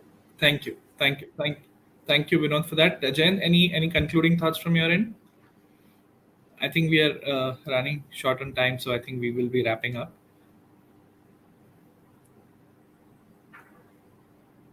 Yeah, I do.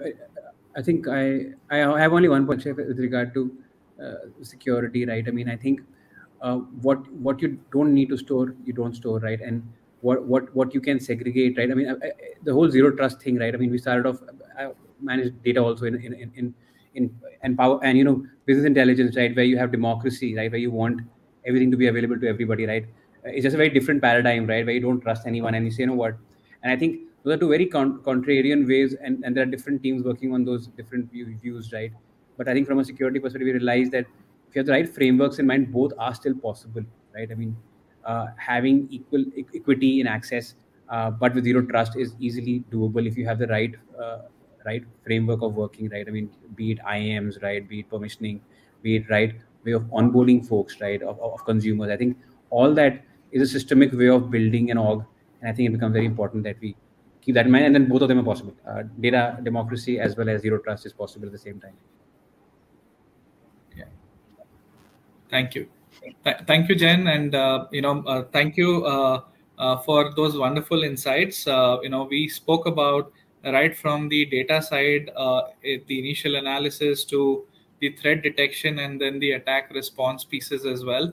And it is imperative that, of course, XDR is something that definitely brings value to the entire security ecosystem and the protecting the kill chain.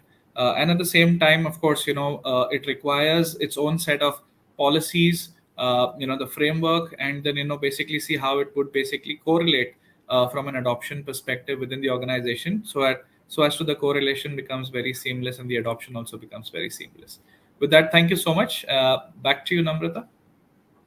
Thank you so much, Mr. Akshay, for being such a wonderful moderator, and thank you so much, Mr. Jayant and Mr. Vinod, for sharing your very thought-provoking insights with us. And I think this has been really illuminating session. So thank you so much for that once again. Thank you so much Thank for you joining for having us. me. Thank you. Thank you. Thank you for having us. Thank you so much. Well, moving forward, I would request everyone once again to keep tweeting live with us and use the hashtag MintCybersecurity, and please tag us on Twitter at LiveMint.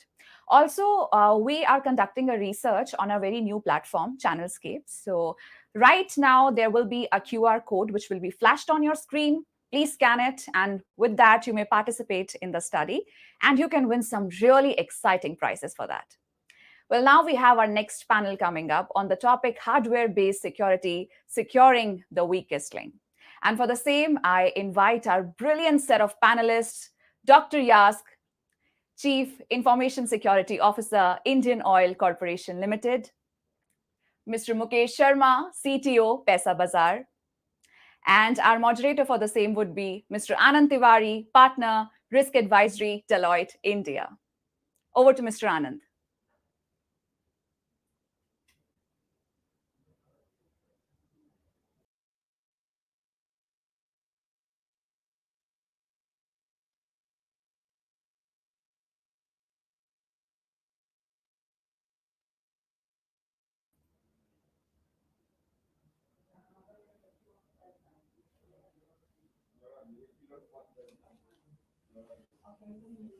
Requesting Mr. Anand to please unmute himself. Sir, we can't hear you. Mr. Anand, if I am audible to you, we can't hear you on the screen. I'm so sorry. Can you hear me now? Yeah, you're perfectly audible now. Okay, Please, my please go on. apologies for this. I thought this was again a hardware issue because I did a hardware mute before, which I missed to take away. So, first of all, thank you so much for providing us this opportunity to be here today.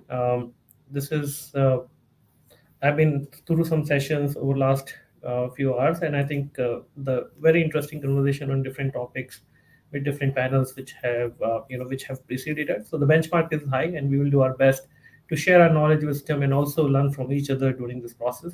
So first of all, thanks a lot for my fellow colleagues and panelists to join us for this session today. Welcome, Yask. It's always a pleasure seeing you.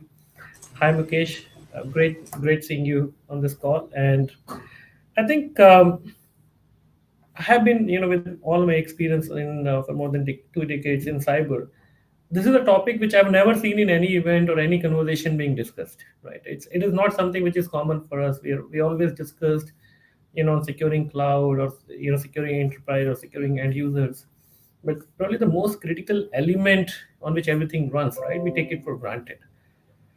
So, first of all, thanks for bringing this important, I would say very distinct topic to the conversation today, and something which is not usually discussed, right? It is presumed that we have bought in a hardware or we have bought in a system, it got to be secure. And probably that I would say negligence or oversight probably is not the great idea. So, what I'm going to do, share some thoughts and ask my fellow colleagues and co-panelists here to have, kind of put in their experience and thoughts to it. So, Mukesh, if I may start with you, hardware security, right? While very common term, but probably it has very meanings, right? So, can you elaborate the subject for us a bit and why you think it's important for technology or security community? You being a CTO, I'm sure you run build platforms and you have built, right? You lead one of the largest, I would say, technology-driven businesses in the marketplace or online marketplace. What this should mean to us? Sure, Anand. Thanks for the question. First of all, good afternoon, everyone, and thanks for having me on this panel. When you see the hardware security, we are all surrounded by different sort of devices, machines, hardware, firmwares, right? Internet of Things. It's all a pervasive computing, if you see, right? Everywhere you see those small machines, wearables, devices all around us, right? And more than ever, right? So the devices around us are more than ever we have seen, right? All these devices, all these hardware instruments are all connected. They are connected to each other. They are connected to internet. They are connected to your main internet, your routers, and technically, since they are connected, they have access to the protected resources. They can impose a security risk, given that they have access to your network. Now, we often tend to overlook the hardware and ignore the security risks because it comes off the shelf ready, and we get it from the OEMs, and typically these kind of devices are being configured by skilled people who understand a specific set of hardware, and but they are not, or they might not be well aware of the security threats nowadays, and all the new techniques, all the new kind of malwares or vulnerabilities out there, right? And so it is very imperative for us to focus on this and understanding, first of all, understanding the risk and documenting the risk, make it as part of our overall security assessment, and address the risk into our general protocols, into our general risks information. And then you see, once you understand, then you have to make a constant or a focused approach towards it, because hardware devices can be very tricky. They are very complicated. They have a multiple backdoors. They, because from the OEMs also, before, in order to debug it, in order to test and reset it, configure it, and can be used by someone who understand that, and they can leverage those kind of backdoors into your hardware and can eventually take hold of your entire system. So to set up the context for the audiences, this is what we going to cover. The security which can impact at a larger scale from the hardware devices, or the hardware, or any sort of Internet of Things, or the devices we have around us. Yeah, thanks, Mukesh. I think, and that's where OEMs have a critical role to play. In connecting thoughts, you ask maybe some input from you is supply chain attacks have been on the rise. Right? We have seen many issues when it comes to software, and probably they get the most publicity because there's a widespread usage and all. What is your view on securing the hardware supply chain? All right, thank you, Anand, and it's a pleasure being here, and nice to see you, and good to meet you, Mukesh, and then good afternoon, namaste, everyone. Yes, Anand, it's one important thing that you mentioned. Yes, this is a very interesting topic. Very few people, and in fact, I myself have not, witnessed a lot of conversation around this topic. Hardware security is generally something that we tend to overlook, I would say, and as has been pointed out by Mukesh, that this is something that we are seeing all across us. And coming to the point that the question that you've asked, or the point that you're raising about the supply chain, we tend to believe that the cyber attacks are limited to the software part, which is kind of reductive. Uh, it's just a line of codes that can be manipulated. Unfortunately, we miss out, and you also mentioned that in your initial remarks, that we miss out a very vital component, which is the hardware piece. Now there are a couple of things. I'll come to the supply chain question, or the point later. The point what I'm trying to make is that we tend to, keep on doing things or have a protection mechanism around the software part. We keep on updating. We have a requirement. Keep on patching it every now and then. What about the hardware? If there is indeed a weak link in terms of a hardware that can be manipulated, exposed, or used to get the information out of it, how often do we think about replacing it? Do we have the same kind of a cycle? And coming to the question now, imagine this hardware is coming from a trusted source. It can be as simple. An attack can be as simple as trying to heat up a hardware so that it stops functioning in the manner it is supposed to function. We've already seen that in, I think if I'm not wrong, then some of the researchers have demonstrated this, wherein they tried to actually bring down a generator using a malware. If I'm not wrong, maybe Sandworm or one of these groups have done it. But the point that I'm trying to make is that yes, it's now something which is happening in the real world, wherein a software-induced attack is actually damaging the hardware. There was a certain vulnerability that was exposed, and we keep on talking about the same thing, that I would try to attack the weakest link. What if my weakest link is the hardware in itself? If I have to disrupt the operation, especially when we are talking about critical infra, what if I bring in something which heats up my hardware and stops making it behave normally? And if it is coming from a trusted source, we've seen what happened in a trusted supply chain, SolarWinds kind of a thing. Imagine that same happening in the hardware. Yes, it's a very, very tricky situation to be in. So yes, there are a lot of concerns in the supply chain when it comes to hardware. Unfortunately, I am not too sure whether there is a standard protocol to be followed when it comes to this, hardware screening, scanning, and those kind of Yeah, maybe things. some kind, and I think that remains a challenge in terms of, especially in our country, towards the testing hardware, right? So I don't think we have great facilities or Indian standards around securing the hardware base per se. And I think, and some of that has to do with, as a country, we have been very focused on software and services, right? That's what we do. We hardly make hardware, we hardly make chips, and obviously, what you don't do, you don't get your head onto it. You know, are we even missing the awareness, investments, and capabilities in the domain of hardware, hardware and in general, then security? Mukesh, some thoughts from you on, and right, when you're one great example of using technology to provide services which was pen and paper maybe a decade back. So how do you see this from the mindset, the wider enablement, and also the capabilities which are needed around it?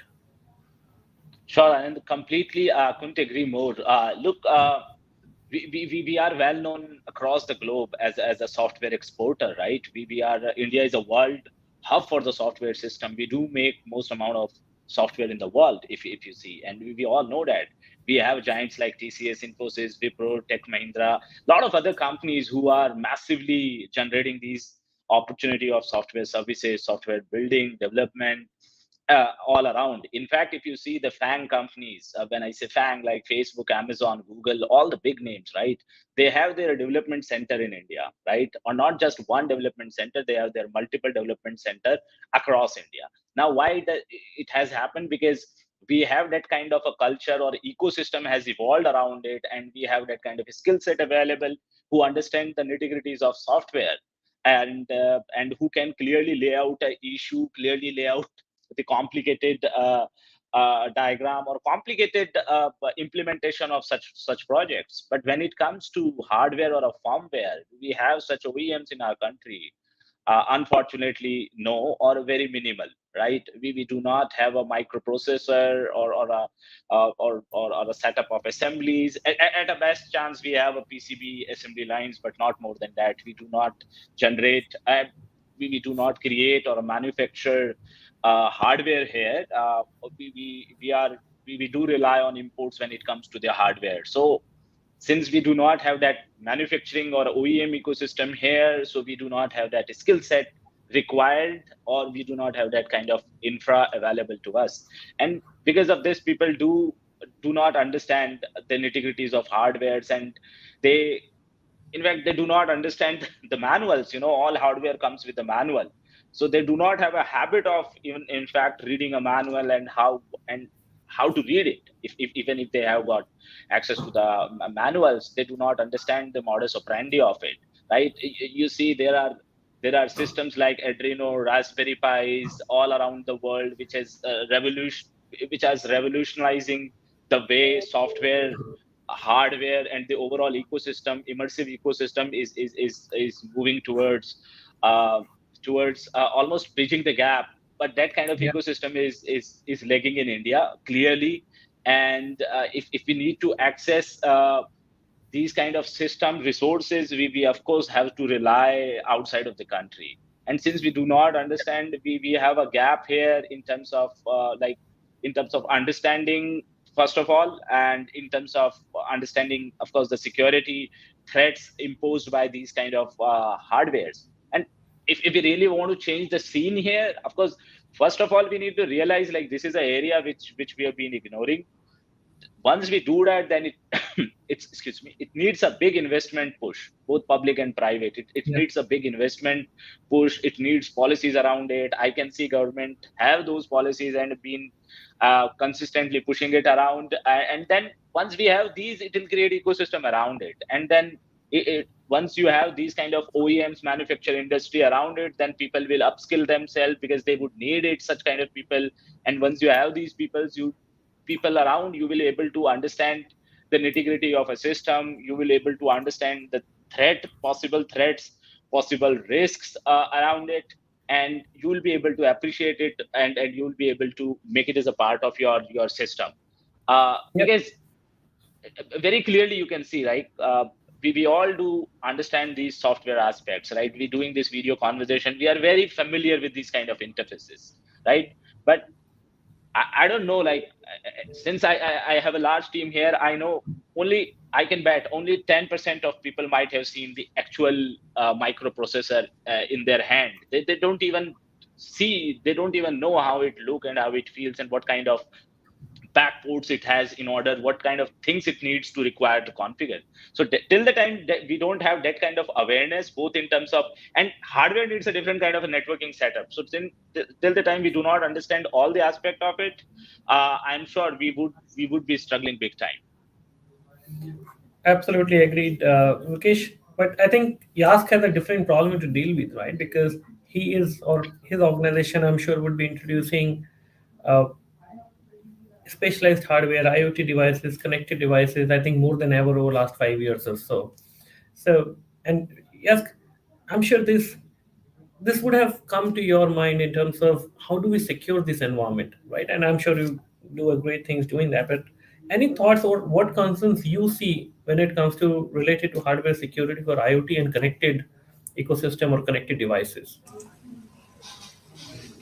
Right. So, IoT is one topic which always figures in the discussion when we talk about cybersecurity and when we are discussing hardware security. Imagine, we are yet to actually solve the problem of the software component or the piece of the IoT, and now we are also looking at the hardware piece. Yes, it is something that generally is discussed, but then it's not that often that people talk about, hardware's vulnerabilities. Now, to answer your question as to what would be the concerns, what is important is to understand what can be or how a attacker is trying to get the information out based on the hardware vulnerabilities, right? There are, as I mentioned, there is one way of actually looking at the faults in the hardware, trying to make it behave in an abnormal way. The other, which is very interesting, and it's almost like it's almost like taking it out from a science fiction movie, in which the way the hardware is behaving is being analyzed to figure out exactly what is being done. Although it seems to be too unrealistic as of now, it is actually being done. The and this is something that really personally also worries me. Imagine if just based on the performance, how much it is currently performing. In fact, I've read, I do not know how much of that is actually being done, that based on the performance of the hardware, it's actually possible to decipher, the flow of the data also, zeros and ones as well. And then you look at the IoTs, which inherently did not have any security feature. Even the firmware that is built on top of them. Now you have the software, the hardware problem also coming. Somebody just trying to steal the data by just looking at the way it is performing, behaving. In fact, not even doing anything. There's a side channel attacks that they have said. Yes, it's certainly a major.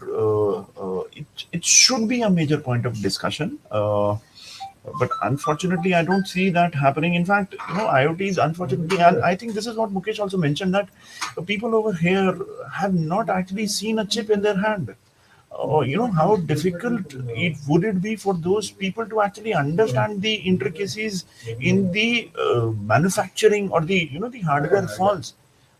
Without even knowing about it, how would we be able to provide a security control on top of it? So that's one major challenge, whether it is IoT, OT, or simply the IT part. And I go with what you and Mukesh have said. Unfortunately, the awareness is still lacking. Whereas the world has moved, the attackers' world has moved far ahead. They are actually going into the real world and doing these things.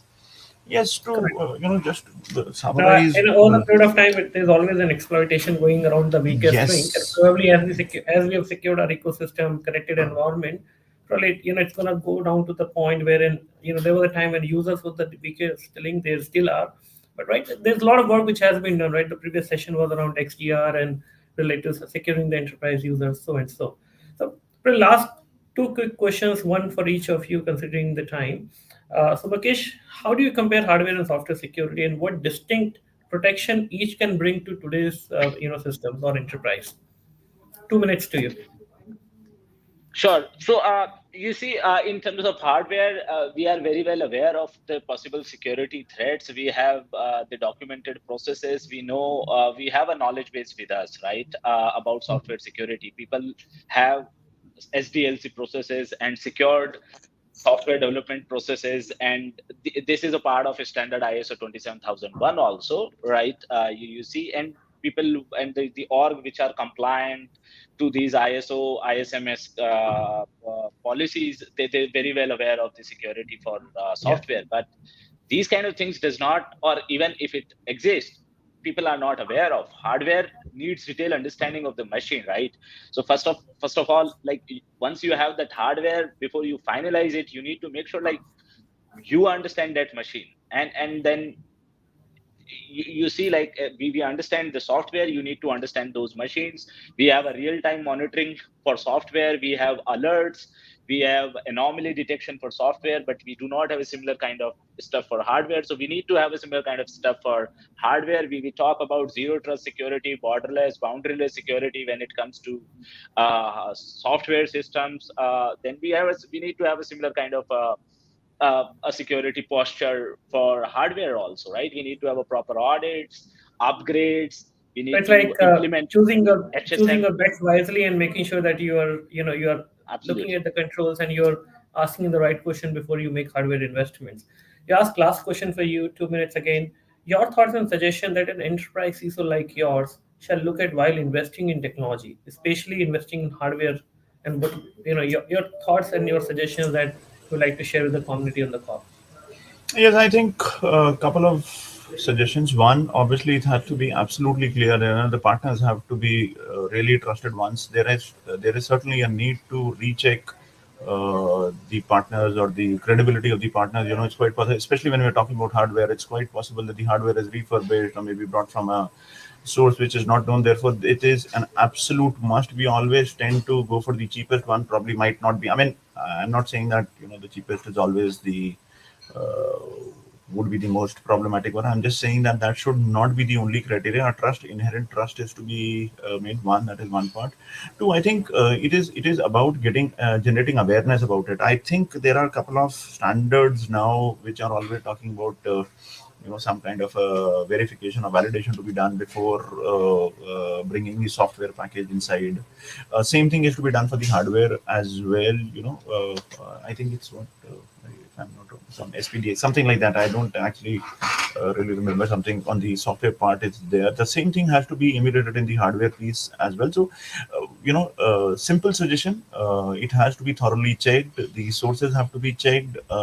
Mechanism or framework is to be developed through which proper scanning or screening is to be done before bringing any new hardware inside the. And more importantly, one last point.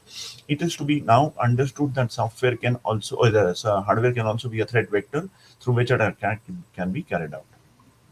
Very valid point. I think keeping that in front of the conversation, I think it's very, very important, and then you can decide the next course of action. Thank you so much, Mukesh. Thank you so much. He asked a very insightful conversation. I really appreciate your time as well as your thoughts and inputs on it. Much appreciated. Back to you, Namrata. Thank you very much, Anand. Right. Thank you, Anand. Thank you.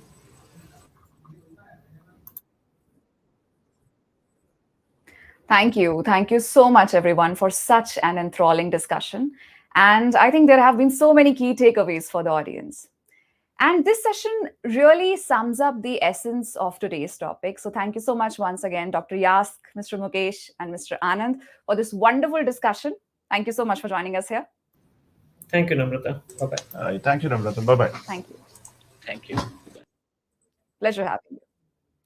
All right, so with this, everybody, right now we are about to showcase a video on your screen highlighting the different solutions being offered by Intel. Please have a look at that. With Intel vPro, IT is giving me business class PC performance so I can do it all. Like I'm on a remote world, exploring and scanning and sampling. Sure, it's kind of like that. Get optimized PC performance for real-world use. With Intel vPro, IT has multi-layer security to help protect PCs. Like some aliens try to ambush me. It's kind of like that. maybe don't taunt the cyber attacks. Get security protections above and below the OS. With Intel vPro, IT gets a validated PC solution to scale across all kinds of PCs, like easily bringing a robot task force online. Sure, it's kind of like that. Scale with confidence on a validated business PC solution. Thank you so much, Intel vPro, for all your support and contribution in today's summit. Thank you so much once again. Now, I would request everyone that please keep tweeting live, and we really hope that you have tweeted live with us. If not, you can still do it. And you can tag us at Live Mint and use the hashtag MintCybersecurity. Also, we are conducting a research for our new platform, Channelscape. So there is a QR code being flashed on your screen. You may scan the same and participate in the study for our platform. And you can win some really exciting prizes by doing that. All right, so with this, we come to an end of this power-packed day with loads of knowledge being trickled down and enlightening solutions being shared by our influential set of speakers and panelists. Thank you so much, everybody, for joining us here. With this, I would like to thank once again our powered by partner, Intel vPro, for their valuable support in Mint Cybersecurity Summit 2022. Thank you so much, Intel vPro. I hope that all the delegates who have joined us here and our viewers would keep accelerating the success of their organization and keep contributing to this ongoing transformation. I'm sure that we will meet again soon. Until then, take care and keep up the process of modernizing security operations. This is your host, Namrata Sehrawat, signing off on behalf of Mint. Thank you so much once again for joining us here. See you next time. Take care.